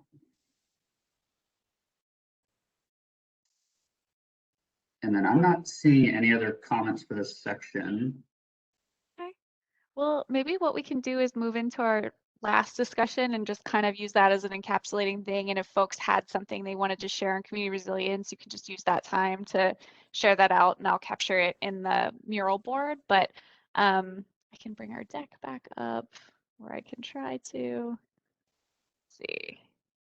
All right, so I think Addie, you're going to take us into this last discussion. Yes, thanks, Angela. So yeah, in our last couple of minutes together, we're going to open up for discussion about the plan itself and the outline that was shared in the meeting packet. And specifically, we're interested in knowing, is the structure or flow of the ICAP intuitive and easy to follow? Are there elements you were expecting to see that are missing? What visuals or graphics are most important to you? And any additional feedback that you have kind of about the structure of the plan. So gonna open it up to discussion, and Angela's gonna be taking notes in the back end for us. Thank you, Addie. Any, yeah, drop any questions or comments in.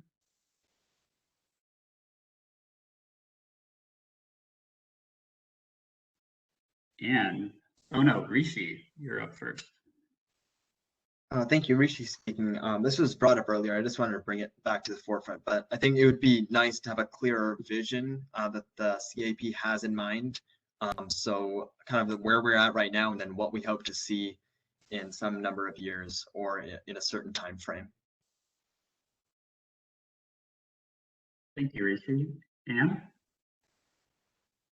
I love the little icons.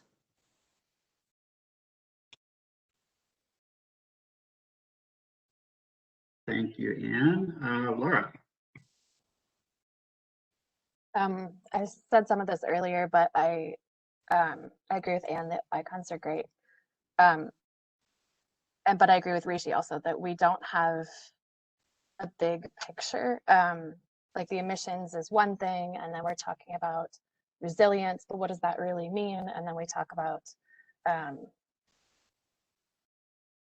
you know, it's just it feels disjointed, and I think that that's like a societal problem. It's not, we're not the first ones to encounter it, so I don't think it's a shortcoming. But I think I would like to see us break out you know, like we were saying before, like what are the metrics, like what are the main goals? So 20 years from now, we want to achieve what? And I don't want, I mean, I know that we have all these listed goals, but then funnel that to the top of, we're going to have more vegetation, or we're going to have less driving, or we're going to have more sustainable driving. But, you know, these are like catchphrases, but what does that really mean?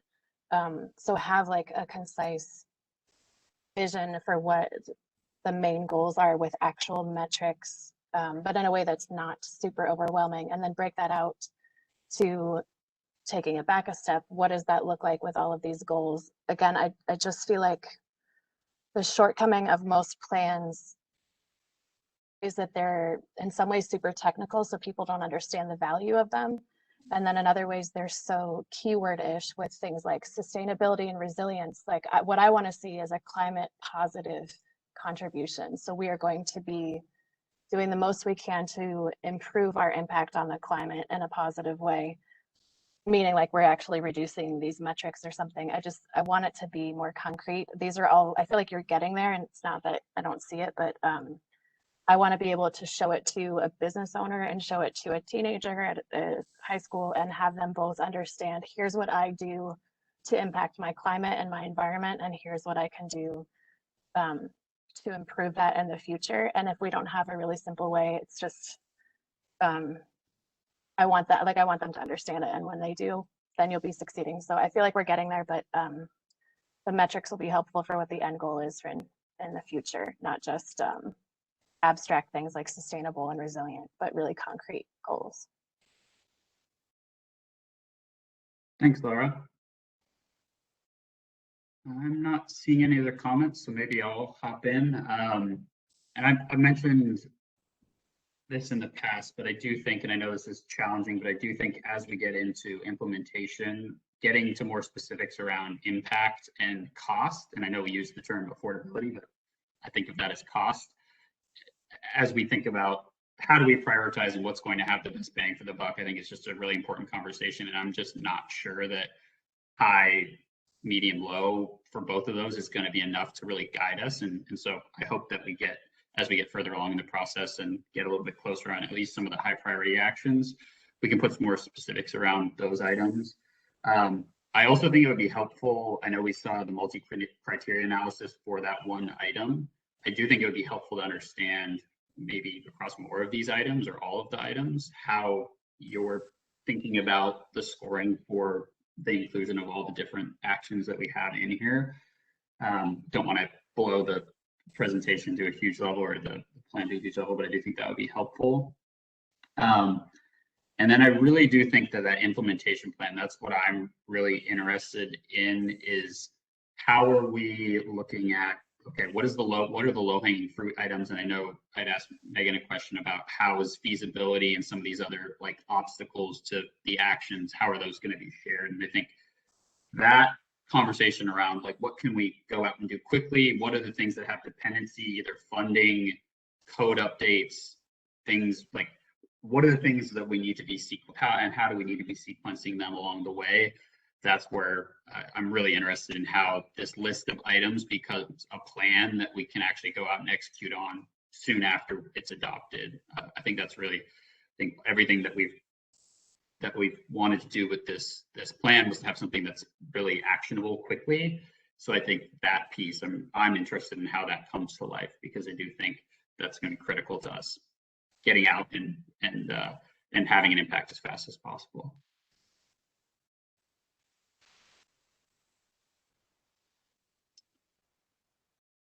Any final comments from anyone?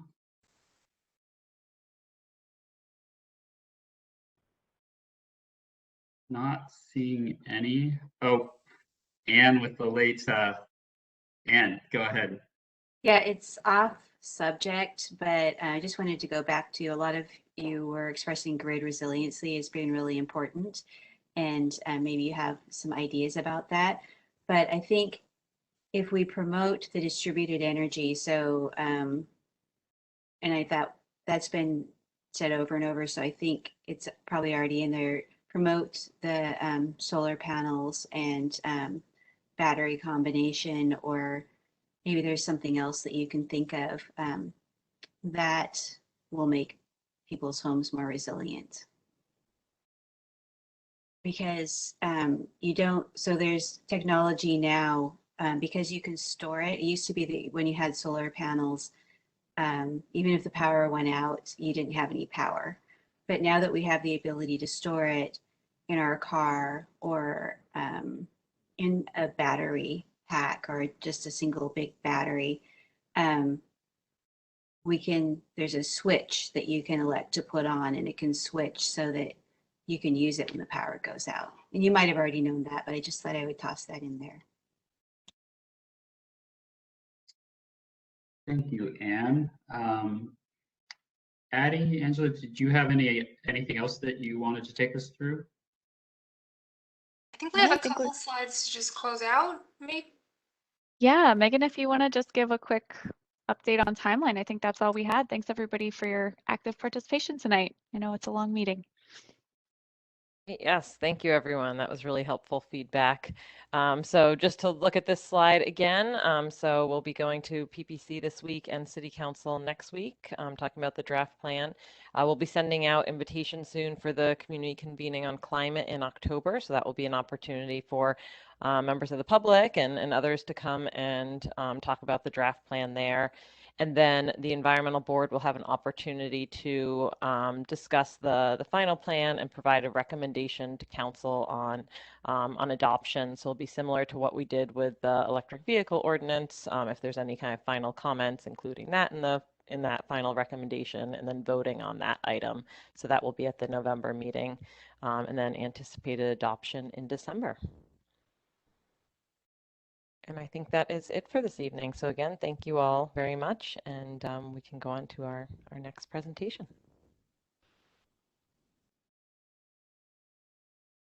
Thank you. Great job. This is Megan. I'm just pulling forward our next presenters.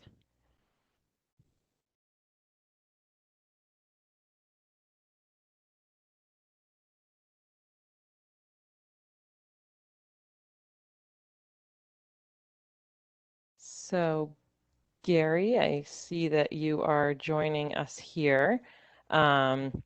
We do have Jeff on the line. However, I'm having a hard time bringing him up to be a panelist to be able to talk. So I'm just letting everyone know that, and so you know I'm doing here for a moment. So just give me one more minute here.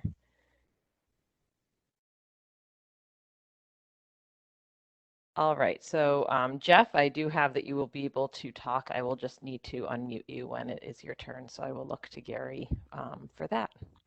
All right. And Megan, are you able to drive for us tonight? I am, yes. I am just pulling that up as well. So hello, Environmental Board.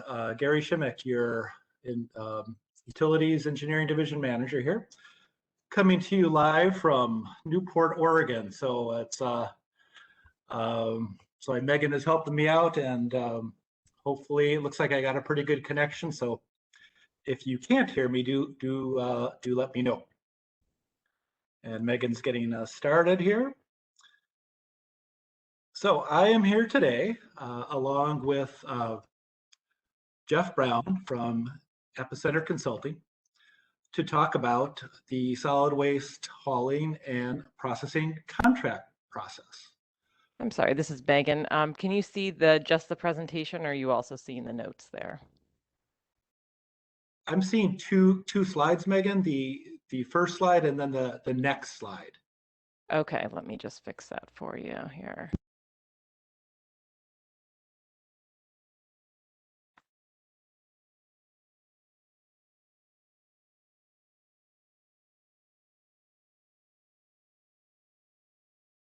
There we go, perfect. All right, if you could go to the next slide, please. So we're here today to talk about a competitive process we've just begun, very beginning of this, for our next solid waste contract, which is, yes, will be in July 1st, 2023. That is not a typo. The reason we are here so early there's a couple, but the main reason is the lead time for whoever we choose, even if it's the same contractor, to most likely get a new fleet. So we're just going to be working under that assumption that there is going to be a significant time gap between when we decide on the contract and when the contract starts. So that is why we're coming to you so early and starting this process in 2021. And we're here today specifically to get your feedback and on 5 policy items. Jeff is going to be, I'm going to give you some background and context, and then Jeff is going to be leading you through those. And let me tell you why he will be leading those instead of me. Because some of you that know me know that I love to give presentations, so I don't give up my time easily. But Jeff is a true expert in solid waste. He has helped us, our last contract. When I worked in Redmond, he supported us there, and he has supported many other cities across the region and area. So we are truly very lucky to have him supporting us this process. Next slide, please, Megan. So my turn for a little bit of background. The contract with Recology was obtained through a very competitive process for those who were here in 2011. Cleanscapes, now Recology, was rapidly expanding at that time and aggressively competing for our work and others, and they won the contract. So that contract started in July 2012, had a 7-year term, and then 2 2-year extensions. And again, as I mentioned earlier, this contract will end in June 30th, 2023. Next slide, please.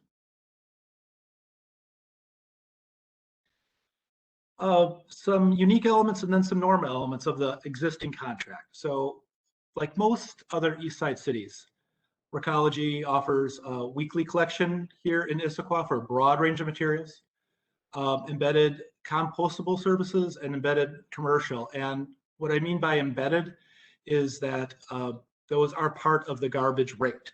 So you're not, they're not free, but you're paying them with your garbage rate. So that is often, the industry calls that embedded. Now, some unique elements that we have in our contract that, partially due to that competitive spirit back in the day. We have the local customer service site store, an expansive list compared to other cities for recyclables collected in the single-family residential program, carbon neutrality provisions that were contemplated in the contract, snow plowing service, and then extensive community outreach and education that was put into the contract. Next slide, please, Megan. And a little bit on rates. Again, going back to 2011 during that time period, I just have to remind you there was heated competition. There was optimism in 2011 for overseas markets. And we likely had lower profit expectations among those competitors. And what we have found, though, over that decade is that recent contracts have rates probably 25% higher than the contracts a decade ago. So that's for baseline. So that's we're going to probably see a sticker shock here when we come back for our new rates, whoever the contractor likely is. So these higher rates, again, reflect labor and equipment costs, lower commodity values, and uncertainty over commodity risk. That is probably one of the biggest factors as we're going forward. And again, that's due to things such as the China National Sword policy that really looked very closely at the contamination rate and really lowered that. So that's a big risk for our contractors. Higher processing costs for both recycling and compostables. And, finally, higher profit expectations from our contractors. So all of these really will, that we are going to be working with you and council as we get our new bids. Next slide, Megan, please. And then finally, before we get into the policy, just a little bit about the competitive process, since this is, it's a 2-year process, of course, until we get the new contractor, but this, what you see on the screen is really happening over the next year.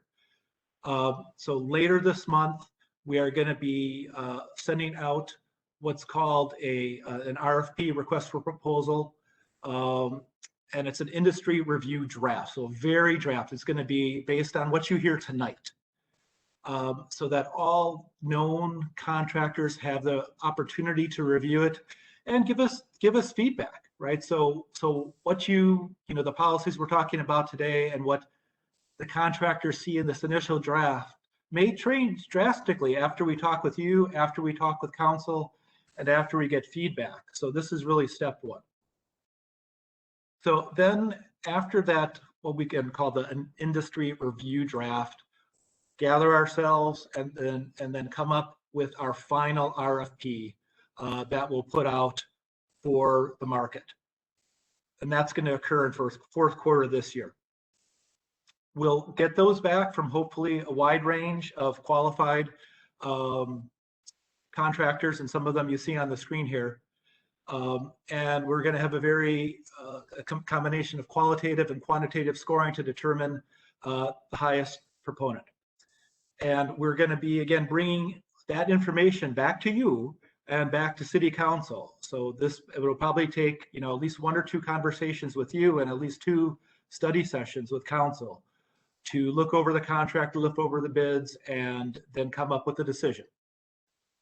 And then we will finally, like I mentioned earlier today, execute the contract probably in July of 22, and then have that, again, year lead time for them to prepare their equipment and fleet to get ready to roll on our streets on July 1st, 2023. Next slide, Megan. Jeff is going to take over from here and talk about our priority policy options. And again, I'll just let you know the 5 here. Going to talk about fleet, the frequency of residential collection, range of recyclables collected, outreach and education structure, and carbon footprint. And I will also mention we had a couple great questions prior to this meeting that will weave in those answers as well. And the way Jeff is going to go through this is he's going to talk about some of the options and then let you know our staff recommendation in this time. And Megan, I'll leave it up to you. We can take questions after each policy option, go to the end, or a combination of both. Whatever people feel more comfortable with, I think would work just fine. So let's go to the next slide and see if Jeff can join us online. Okay, this is Megan. I'll just chime in. Me? Yes, I'll just chime in for a quick moment just to let everyone know that Jamie, our chair, has lost Wi-Fi, but he is with us by phone. So we can go ahead through. I think if people have burning questions during the presentation, you can go ahead. Otherwise, we can go just do the questions and comments at the end. And I now see Jamie joining us here. So hand it back over to you, Jeff. Okay. So before I dive into these 5 elements, I did want to add one thing, and that is just a description of what we're doing in the RFP process. We are trying to come up with a base contract that includes the most likely scenarios for all these different options, so that we can float that by the industry and get a feeling for if they feel anything is particularly unrealistic or not feasible or skews the competitive process or whatever else. And then we're going to have a whole bunch of alternatives. And so many of these decisions are two-sided, and whatever is decided to be in the base package will more than likely have the opposite be in the alternatives. So you'll see that as I go through there. For example, if electric vehicles are included in the base contract, we'll also ask what the price, what the rate impacts for a natural gas fleet would be.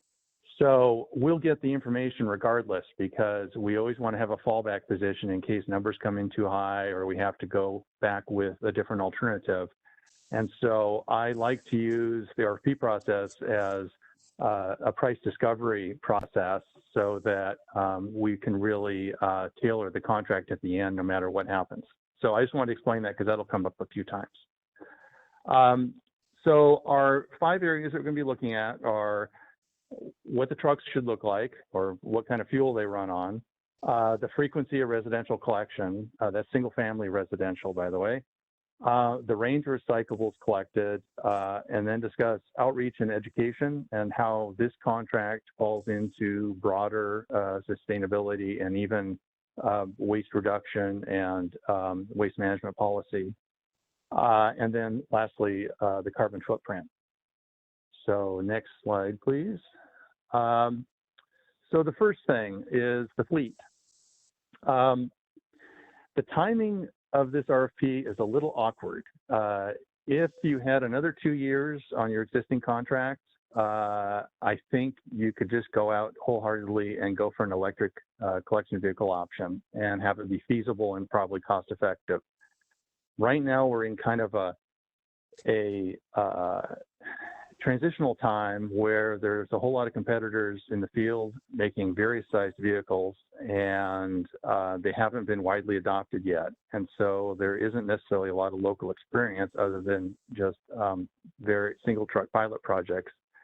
And so we are in the unenviable situation of looking at a 10-year contract and having to make decisions now and then have the haulers buy equipment for that, running that contract. And garbage trucks cost about $500,000 a piece.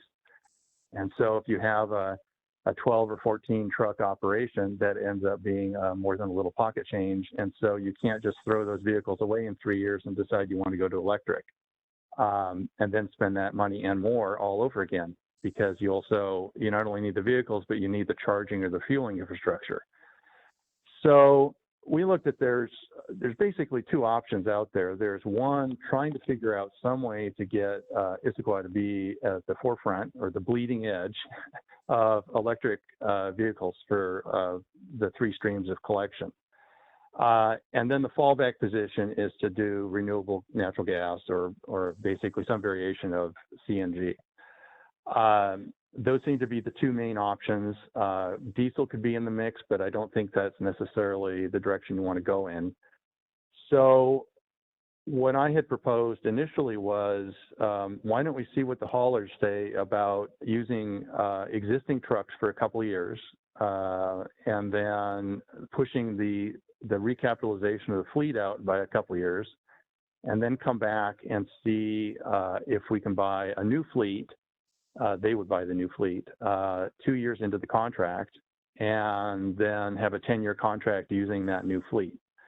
And we would say that fleet would be electric. It wouldn't necessarily be exactly the same. There are a lot of different alternatives that are out there. There could be smaller feeder trucks that are kind of partial delivery truck size that are feeding larger trucks that go to the transfer stations or recycling facilities. We don't know what the haulers will actually propose. It's still too early.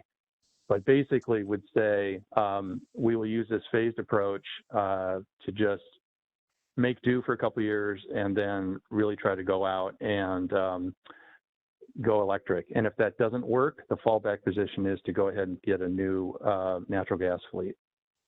So hi, Jeff, this is Megan. Just a Yeah. reminder for when to switch slides. So I'm on the staff recommendation for a fleet slide now. Oh, okay. Then I can't see that. Yeah, I actually started bleeding into the recommendation when I was talking about the phased approach there. Sorry about that No worries. ambiguity. Excuse me. I made the mistake of doing some fiberglassing before this call, so I have a cough on my asthma. So yes, our initial recommendation to go out in the RFP that goes for industry review is to do that phased approach and see what the industry says. And in the best of all worlds, you might have industry come back and say, look, we can do electric right from the start of the contract and it'll even be cheaper or something like that. And if that's the case, we'll change the RFP to go that direction. If not, they might say, we just can't even run old trucks anymore. We can't do electric right now. We don't want to do it. We don't want to take the risk. And then we'll just have to respond accordingly. So it's not set in stone, but that's the recommendation we have for going forward to the industry review process, to basically try to get an electric fleet at some point soon. Next slide, please. And this, the frequency of residential collection. This is a difficult one in that, common with a lot of the other East Side cities, Issaquah has weekly collection of all streams. And so weekly garbage on the single family residential side, you've got single family garbage, you've got single family composting, and you've got single family recyclables. That leads to really high diversion rates. People don't need to remember an every other week schedule for their recycling or their composting. It's easy to use. It's there every week. You don't have to worry about missing a week and when it would come next. You don't have to worry about if it snows because you're just going to have collection the next week, hopefully. So it's an easy system, but if I recall from the reports, I think that system is using about 100,000 gallons of fuel a year. And a lot of other cities in King County, particularly in South King County, have every other week collection, often for compost and recycling, but also sometimes for garbage too.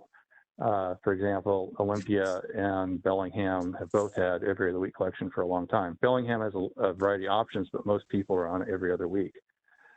So there's a conundrum of what do you do with this? Do you have weekly collection and have high diversion rates because it's such an easy system to use, but it burns a lot of fuel? Or do you try to move in a direction that has one or more of the streams collected every other week? And there are some side benefits to that too. You know, you get fewer trucks running in neighborhoods and fewer conflicts between school schedules and collection vehicles in the middle of the day and whatnot. There are some complications with every other week collection, not only the scheduling, but also some concerns have been raised about how bare containers would work into that and how you would deal with odors and attracting nuisance animals, and whether you would have to distribute bare containers for all three streams, for all residents or for just some. So there's some complications there. There's also the possibility of having variations where different things are weekly and some other things are every other week. So next slide, please. So our recommendation is for the base contract to continue with the status quo of weekly collection, and then look for alternative rates. Basically look for what we would call the sustainable collection. That's actually what the city of Issaquah called it 10 years ago when we did the last RFP. Was sustainable collection was everything was every other week. And we could also ask for separate rates for what would be the rate reduction if we went to every other week recycling and every other week composting on their own. So our recommendation is basically to just get all the numbers and then see where we end up once the base rates come in. Next slide, please. Excuse me again. This is a fun one because I got my start in recycling at a nonprofit recycler, and we spent a lot of time talking about philosophy, and I included some of that conversation in the staff report. But I'd like to start there because there's two competing visions of recycling out in the world. One vision, which I could call the Seattle vision, is to collect everything that might possibly ever be recycling, or even some things that aren't recyclable that just make it easier for people to participate. So it makes it less complex to prepare and separate materials. So they have an incredibly wide range of recyclables that they accept. And they know that a certain percentage of them will just be thrown away. They also know that a certain percentage of them will contaminate other good recyclables, and those will be thrown away. But their feeling is that they will get more participation and have an easier system to use by doing that.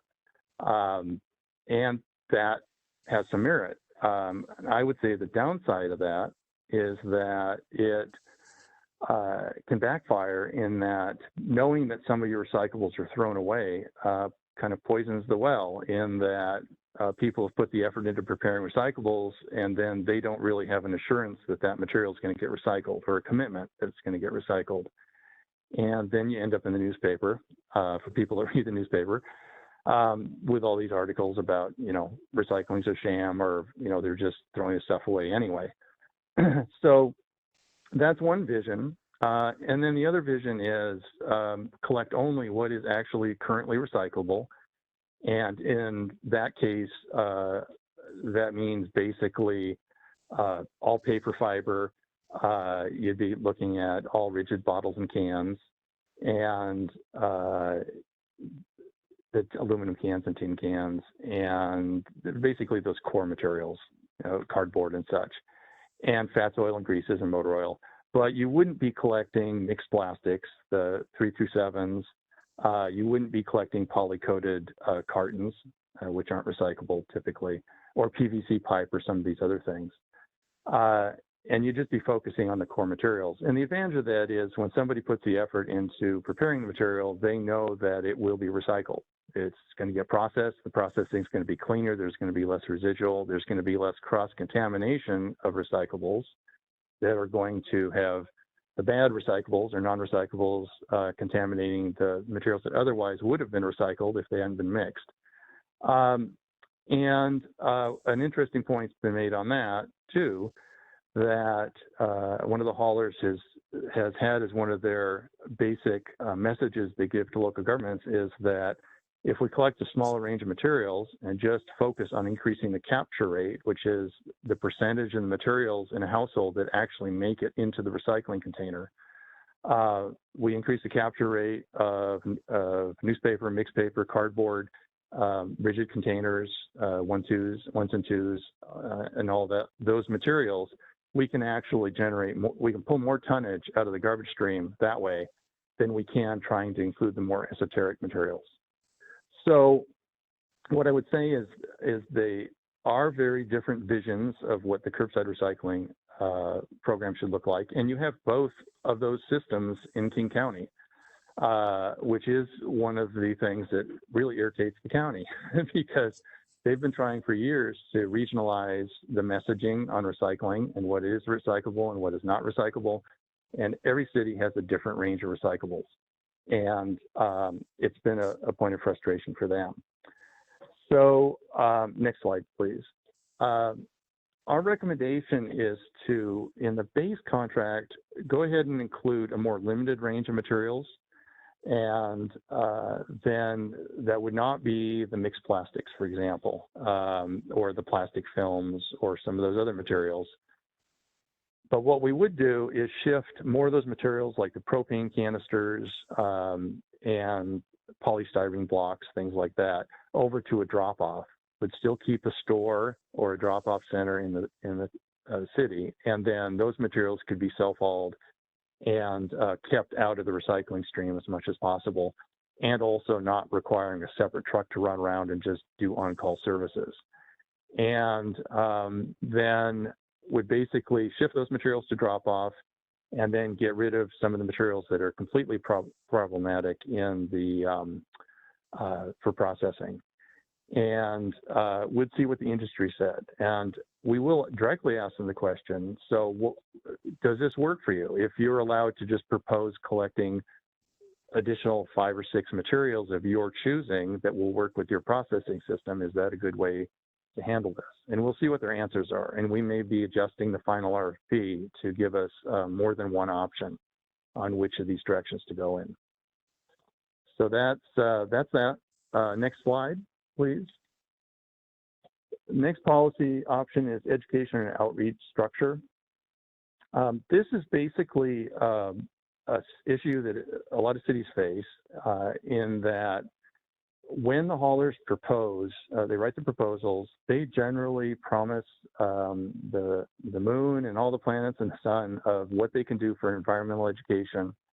And usually it's been very hard for cities to actually get performance there. And what I've generally worked with cities on is trying to identify which promotion education items are specifically service related, where the contractor will be able to just provide the basic information to customers, the web interface, mobile app, whatever is required to communicate the services, get people to sign up for services, and properly participate in the program.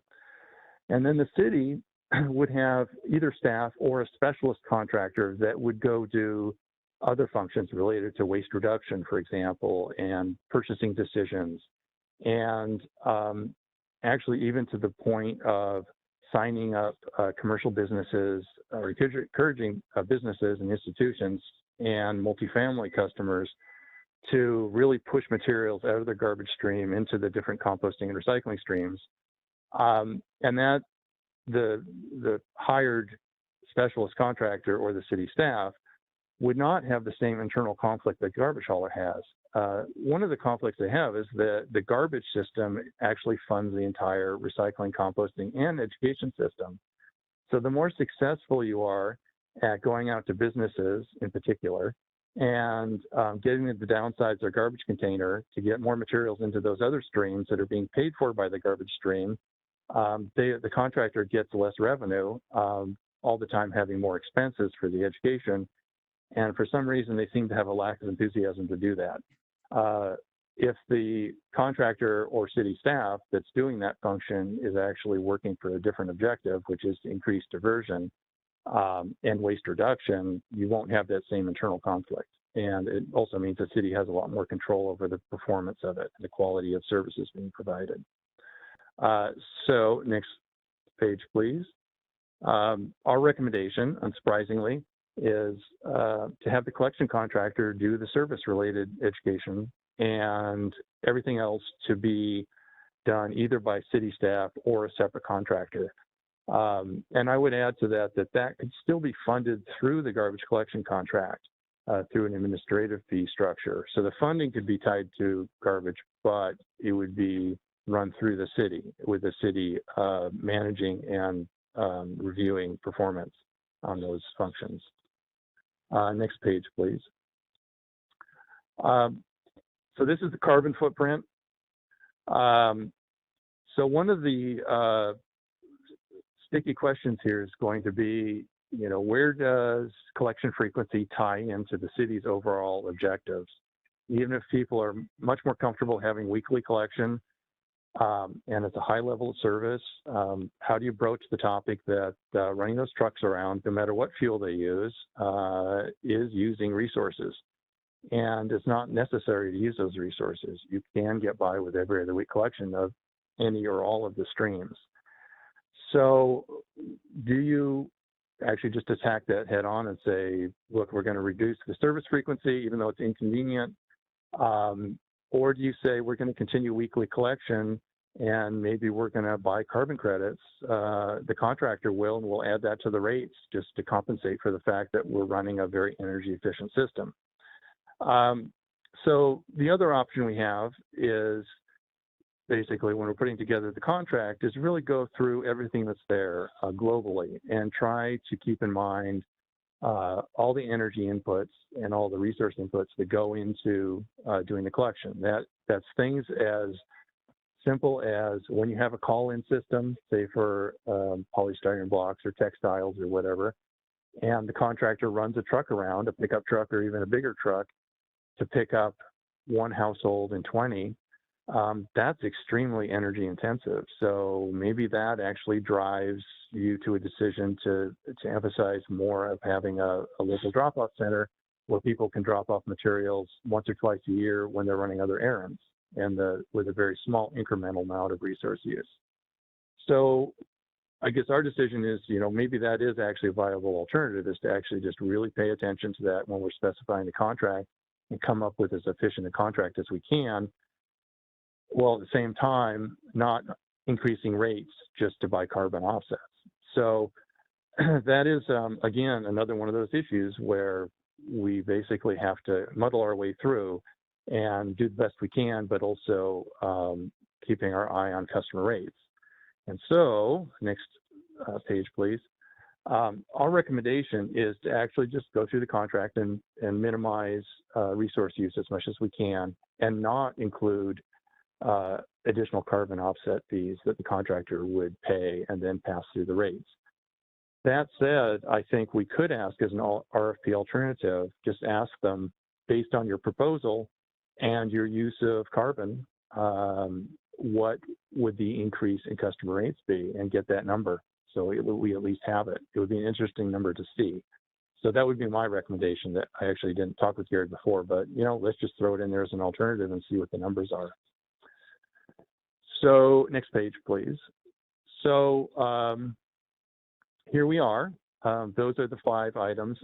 Should I Do you want to take this over, Gary, or do you want me to run through each one of these and MC? I think we can take this together, Jeff, with Megan too. We just can open this up. Megan, if you want us to run through each one, or we can just take questions now. I think Jeff's going to be the heavyweight on answering them. But would you like us to proceed one by one, or just take questions as a whole on all 5 policies? I'll leave that up to Jerry, or if you guys have a sorry, not Jamie, to decide. And but if you guys have a recommendation, either way. Well, it might be quickest just to go through the list. Just be linear about it. Why don't you take the lead on going through, Jeff? I'd appreciate it. Thank you. Okay, fleet. Are we going in the right direction with trying to figure out a way to get electric vehicles in, or is there something else we haven't thought of? Hi, Jeff. This is Jamie. I was wondering if we could just maybe pull up the slide that you have, and maybe it's Megan doing that is specific, just so we have more context while we look at that. Megan will have to do that. And while she's doing that, Rishi can go ahead with your question. Thank you.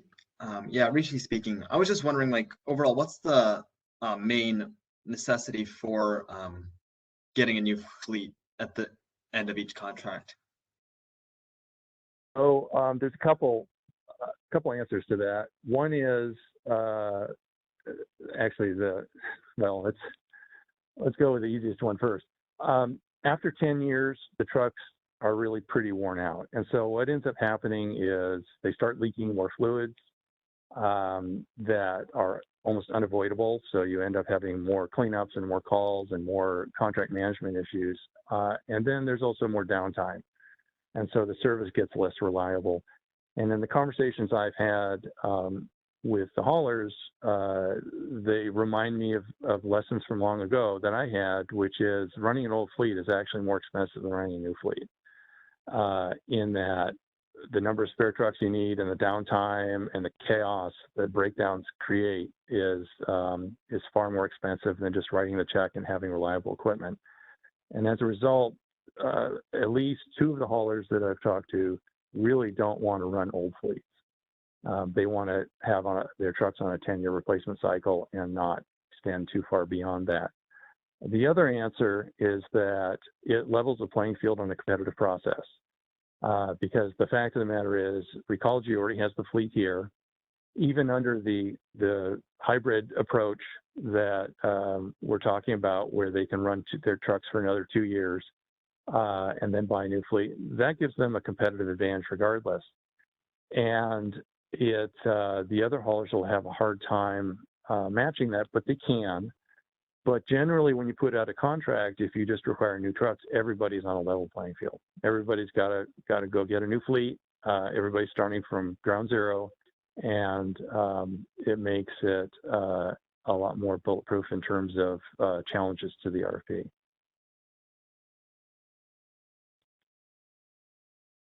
Thank you, Jeff. Anne, it looks like you have a question. Curious, do you know what happens to the old fleets? All bad things.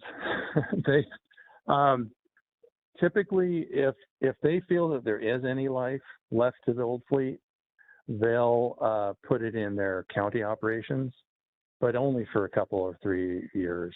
And then they tend to cut them up, or at least the bodies, because they don't want to put them on the market and then have some recycler buy them and start to compete with them with their own equipment.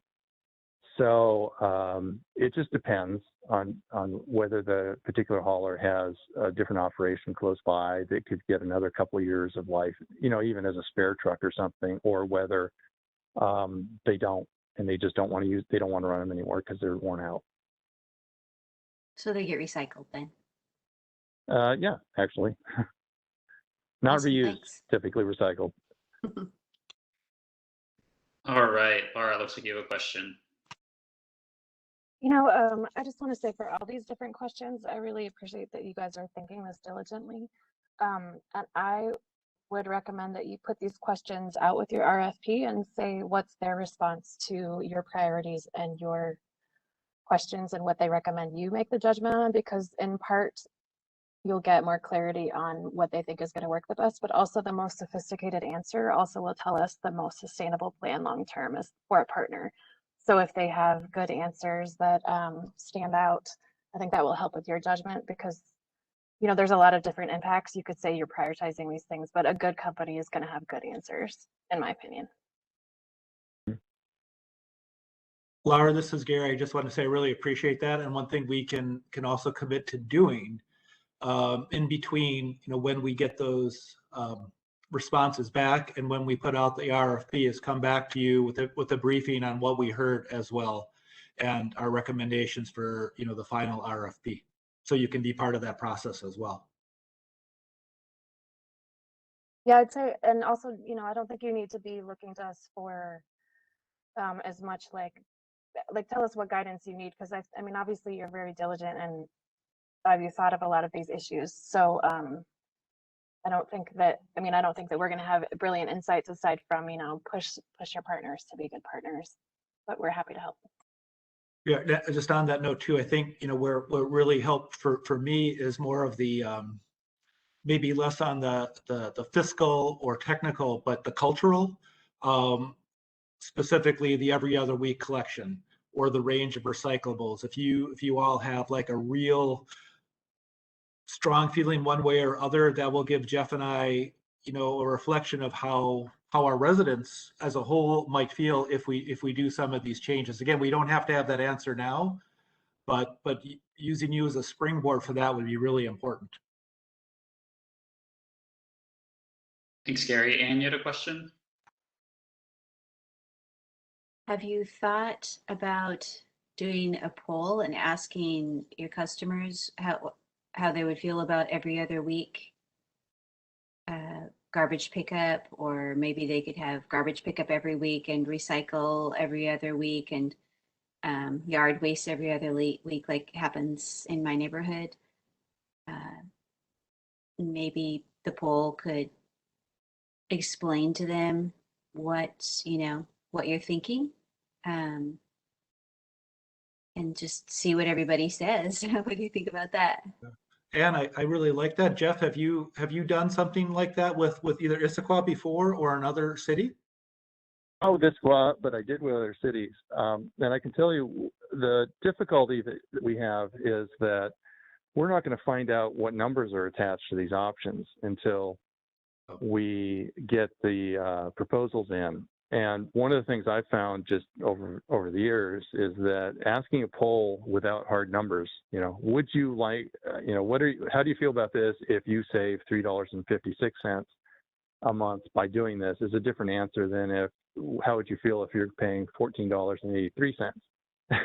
So I kind of, I see the value of it, but I'm cautious because any kind of numbers that we put out there, if the real number that comes in is any different, then we're sitting there scratching our heads trying to figure out how to interpret it. And so it's just one of those difficult things in that, you know, part of it's an educational effort, because just by knowing what the options are and the whys and hows of it helps people understand what decisions are going to be made by council when they're dealing with the final contract. But in terms of getting informed opinions, it's very difficult to do that because we don't even have an informed opinion until we see the rates. Thank you. It looks like Dan, you had a question and comment. Yeah, Dan here. I guess, yeah, I'm kind of curious looking at them together, both the frequency of residential collection and range collected. So I guess this is the question that maybe I have a comment too, but do we see substantially less volume coming through, at least for recyclables, if there was a smaller range of materials collected? I guess if so, to me, that seems like a sort of obvious choice to look at reducing or going to the every other week, at least for the recycling collection. So I'd be curious to hear, Jeff or Gary, your thoughts on that. I guess I personally am sort of leaning, this is my comment, to the reduced recyclables. If things are not truly recyclable, there's not a market for it, I just don't know why we're doing it. I think there could be some pushback from the public, that we're offering less services, less recycling, but I think there would have to be some education around the reality of the situation. And hopefully when people, take that plastic that you're like, oh, I think this recycles, I'm just going to put it in my bin anyway. There's a little bit more of like, okay, I'm wiping my hands clean of that. It's recycling, I'm done, So maybe there's almost a benefit to having people really kind of question, what sort of materials they're consuming, and knowing that those ultimately are going to end up in a landfill most likely. So yeah, sorry if that's a little bit roundabout, but I guess, the question on the volume and going to every other week is something I'd be curious to hear more about. The county did a study probably about 10 or 12 years ago to look at what the difference is between weekly and every other week recycling collection volumes. And it turned out that there was a difference. Excuse me. And it was fairly minor, and it was really hard to tease apart from the fact that more affluent communities tended to have weekly collection and less affluent ones had every other week. And so there's some demographic factors there. And so it's something where people generally think there's something there, but it's really hard to put a firm answer to it. And so I don't know. I mean, we could try to find out, but I don't think anybody's tried to replicate the study recently. And the other thing related to the range of recyclables, I think it is a really big issue. It's an incredible education for the public to sort of reframe the recycling system. An example I'd give is, collecting mixed plastics. So 1 through 7, all those containers, everything went in to bales that were shipped to China. And what ended up happening there was they would go through those bales and high grade out the number 1s and number 2s, and sometimes the number 5s. And then in some cases, the remaining plastic was used as fuel in open fires. And so, and that's part of China's reaction to taking materials from the US and Europe, is that people there thought they were doing a good thing recycling that wide range of materials. They went into the system locally, in Issaquah. They got baled, they got shipped over to China, and they ended up being a pollution problem there. And how you would explain that to somebody, if you're saying, yeah, we're gonna shrink the range of materials to primarily things that can be recycled on the world market, but also locally. I think that really helps mitigate some of that, because people get a better understanding of how complex the recycling industry is and how important it is to really follow from the materials sourced at the customer's house all the way to the mill where they actually get used, and make sure that you're collecting good recyclables and not getting all the other stuff. So I think it's doable, but it's just a real process to change the framing for the public and how that all works. Thank you, Jeff. Rishi, you're up next. Thank you, Rishi speaking. I simply wanted to echo my support in what the staff recommended for the fleet in this phase-out method. I think that's probably the best way to go. It's both reliable, and we can see ourselves moving towards the electrification of the fleet. Thank you, Rishi. Anne? I agree that seems like we're skipping forward. So I agree that I would only want to be recycling what is actually recyclable. And when I recycle things, I personally don't want to create more pollution or greenhouse gases. Plastic is a fossil fuel, so we're really, it goes totally against our efforts here with the climate action plan when it gets burned. So I don't know if you have everybody's email and you could just keep people updated by sending them emails and have it really clear what is recyclable and what's not, and maybe have it on the recycle bin, what's recyclable and what's not, to help people out. I know it seems like in my neighborhood, some people aren't going to do it right no matter what, but at least the people who are trying then have a good reference. And I should add that the new contract does require the incoming contract or Recology to re-sticker all of the cards. So we would get updated information out there on the recycling package right there on the cards within a month or two of the start of the program. Yeah, and I'd also like to add that I think we can really can all here think about what type of when we move forward on the contract, what type of education and outreach we really want.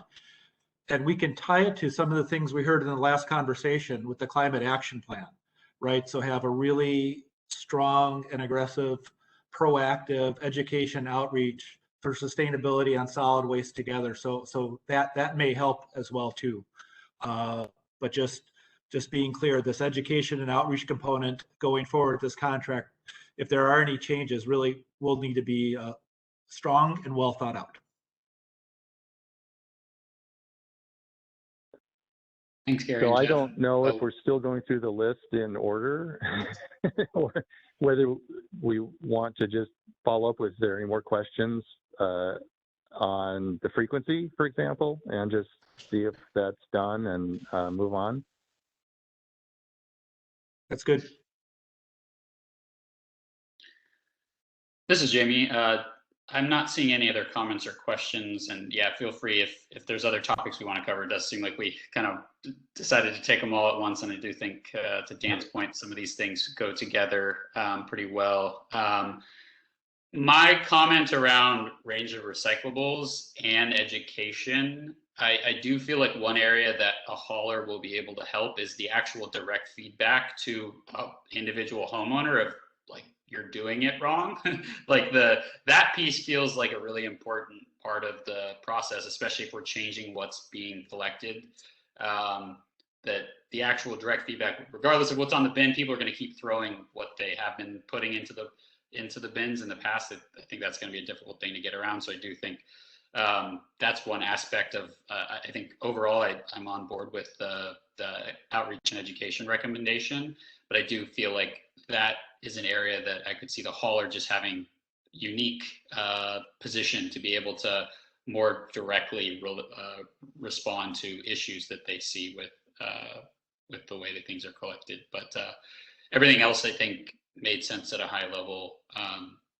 So thank you. It looks like Tom, you have a comment? Yes, this is Tom Anderson speaking. I guess 2 points to make. One, I've been quite happy with Recology, Cleanscapes, and their shop there in Gilman Village, and bringing stuff in that I can't just throw in my bin in there. I was disappointed a while back. I brought in 2 CD players, one which was for use in the house, and another was a deck from a car, and they refused to take the deck from the car because that was their rule. And I said, oh, well, I thought the idea was to encourage recycling, not discourage it.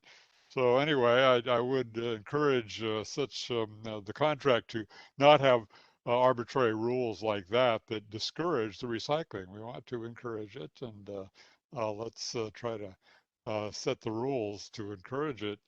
The other on this whole collectible of well, what range of recyclables we want to collect and all, we need to work towards elimination from the waste stream, those things which aren't recyclable. And I know that's out of the scope of what we can do with our service that picks them up, but that ties back into other city policies. I guess the example I've used before is, if Best Buy is going to sell me a TV with styrofoam protectors in it, well, then by God, they got to accept those styrofoam pieces back as one way to provide a feedback to them that they will then push back on their suppliers, and they'll stop sending TVs protected by these things that are difficult to recycle. They'll come up with alternative solutions. They'll protect them with cardboard, which is recyclable, and that's all very doable. We have to provide feedback to the generators of these non-recyclable things that will cause them to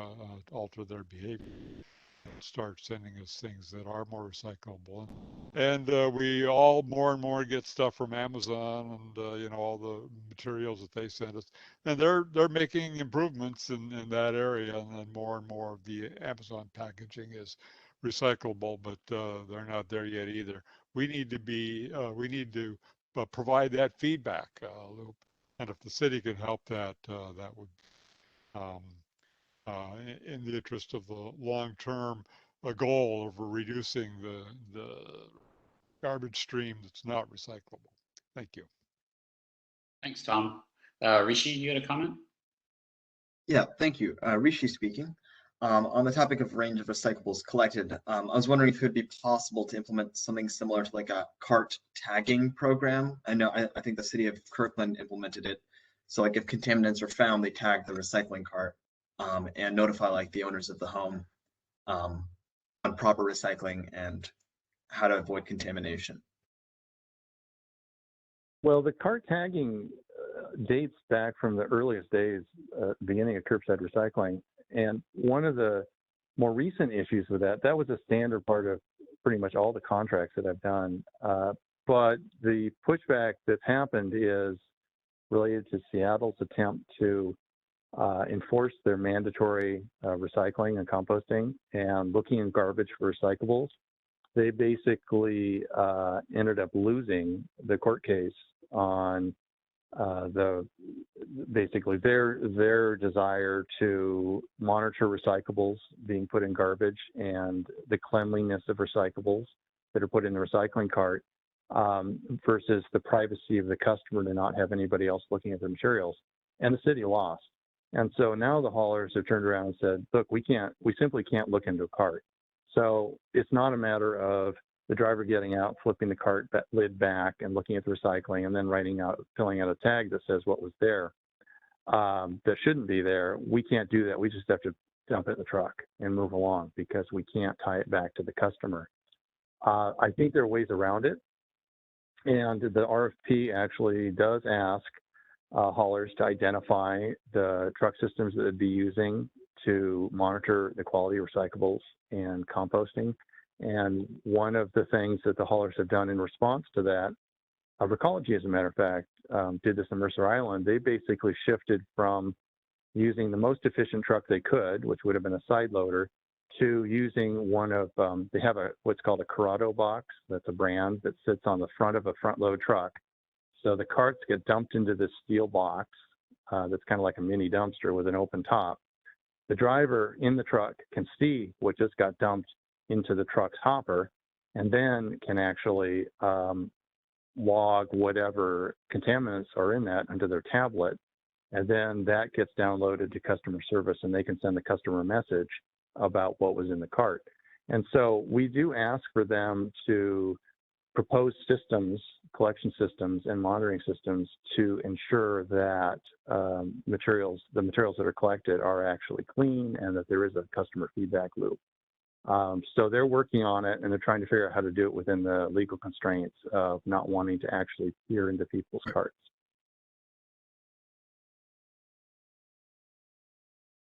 Jeff, any other comments? I'm not seeing any in the chat.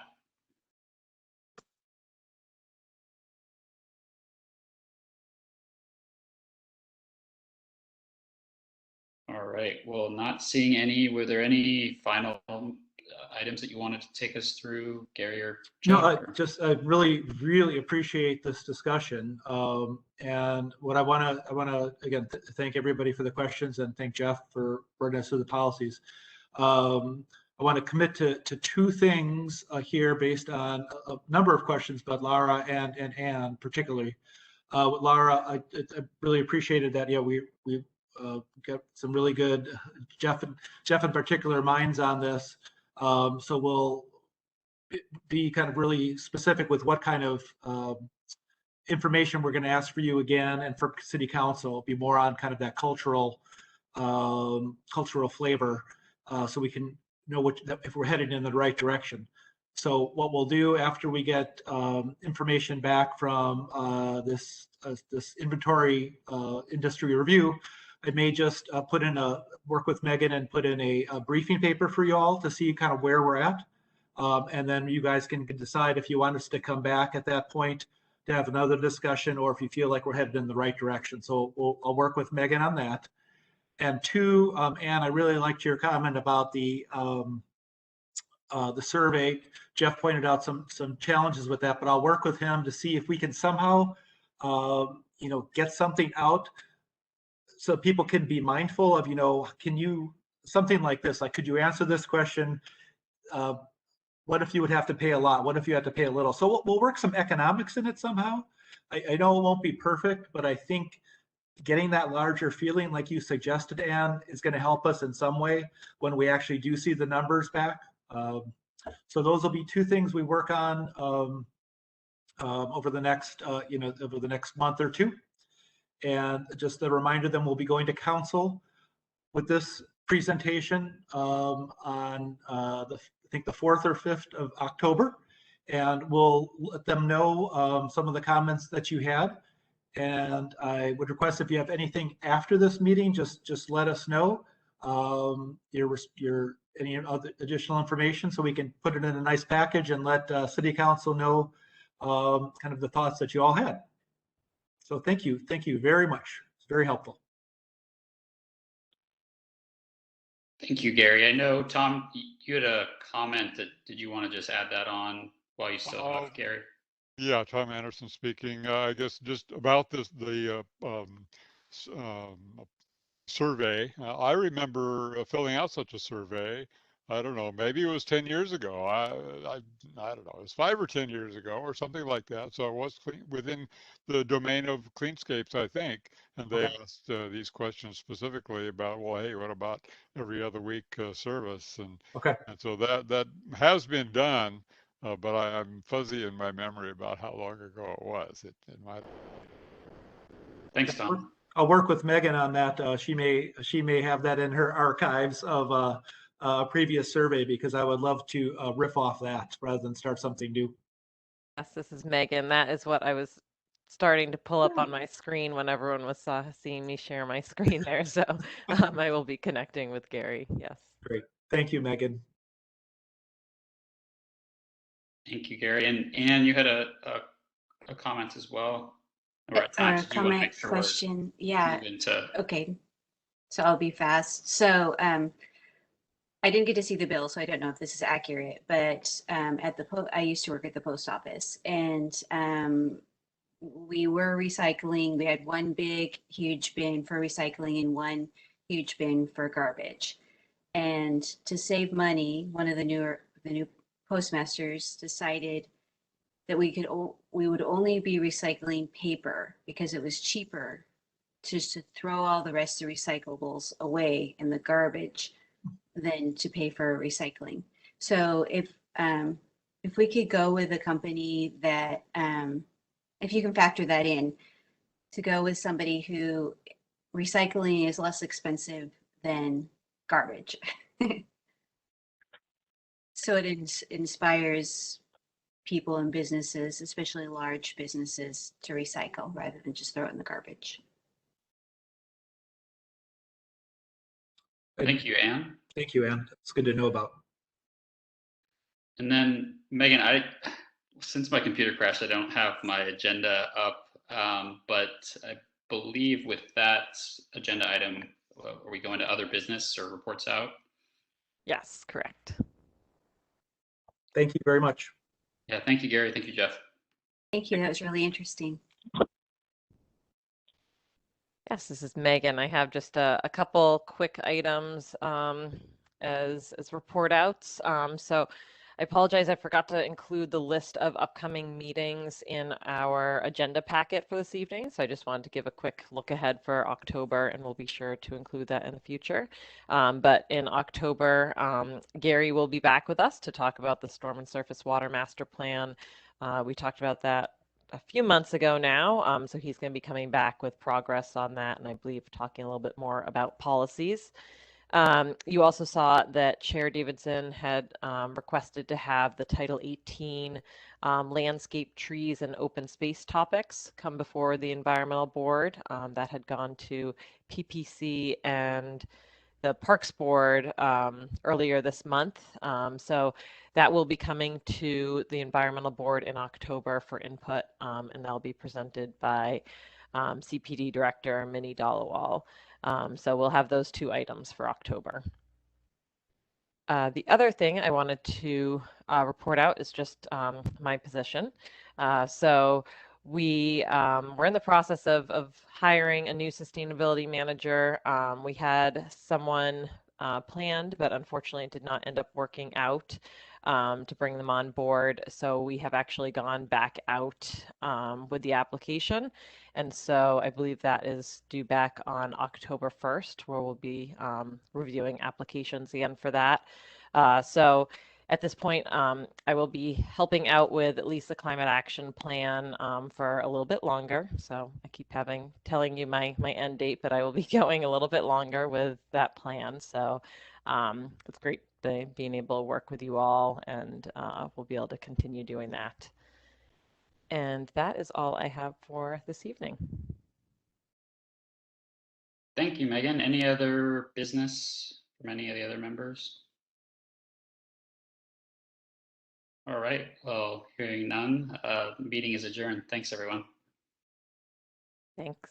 Thank you. Thank you. And it's good we get to keep having you stay on board, Megan.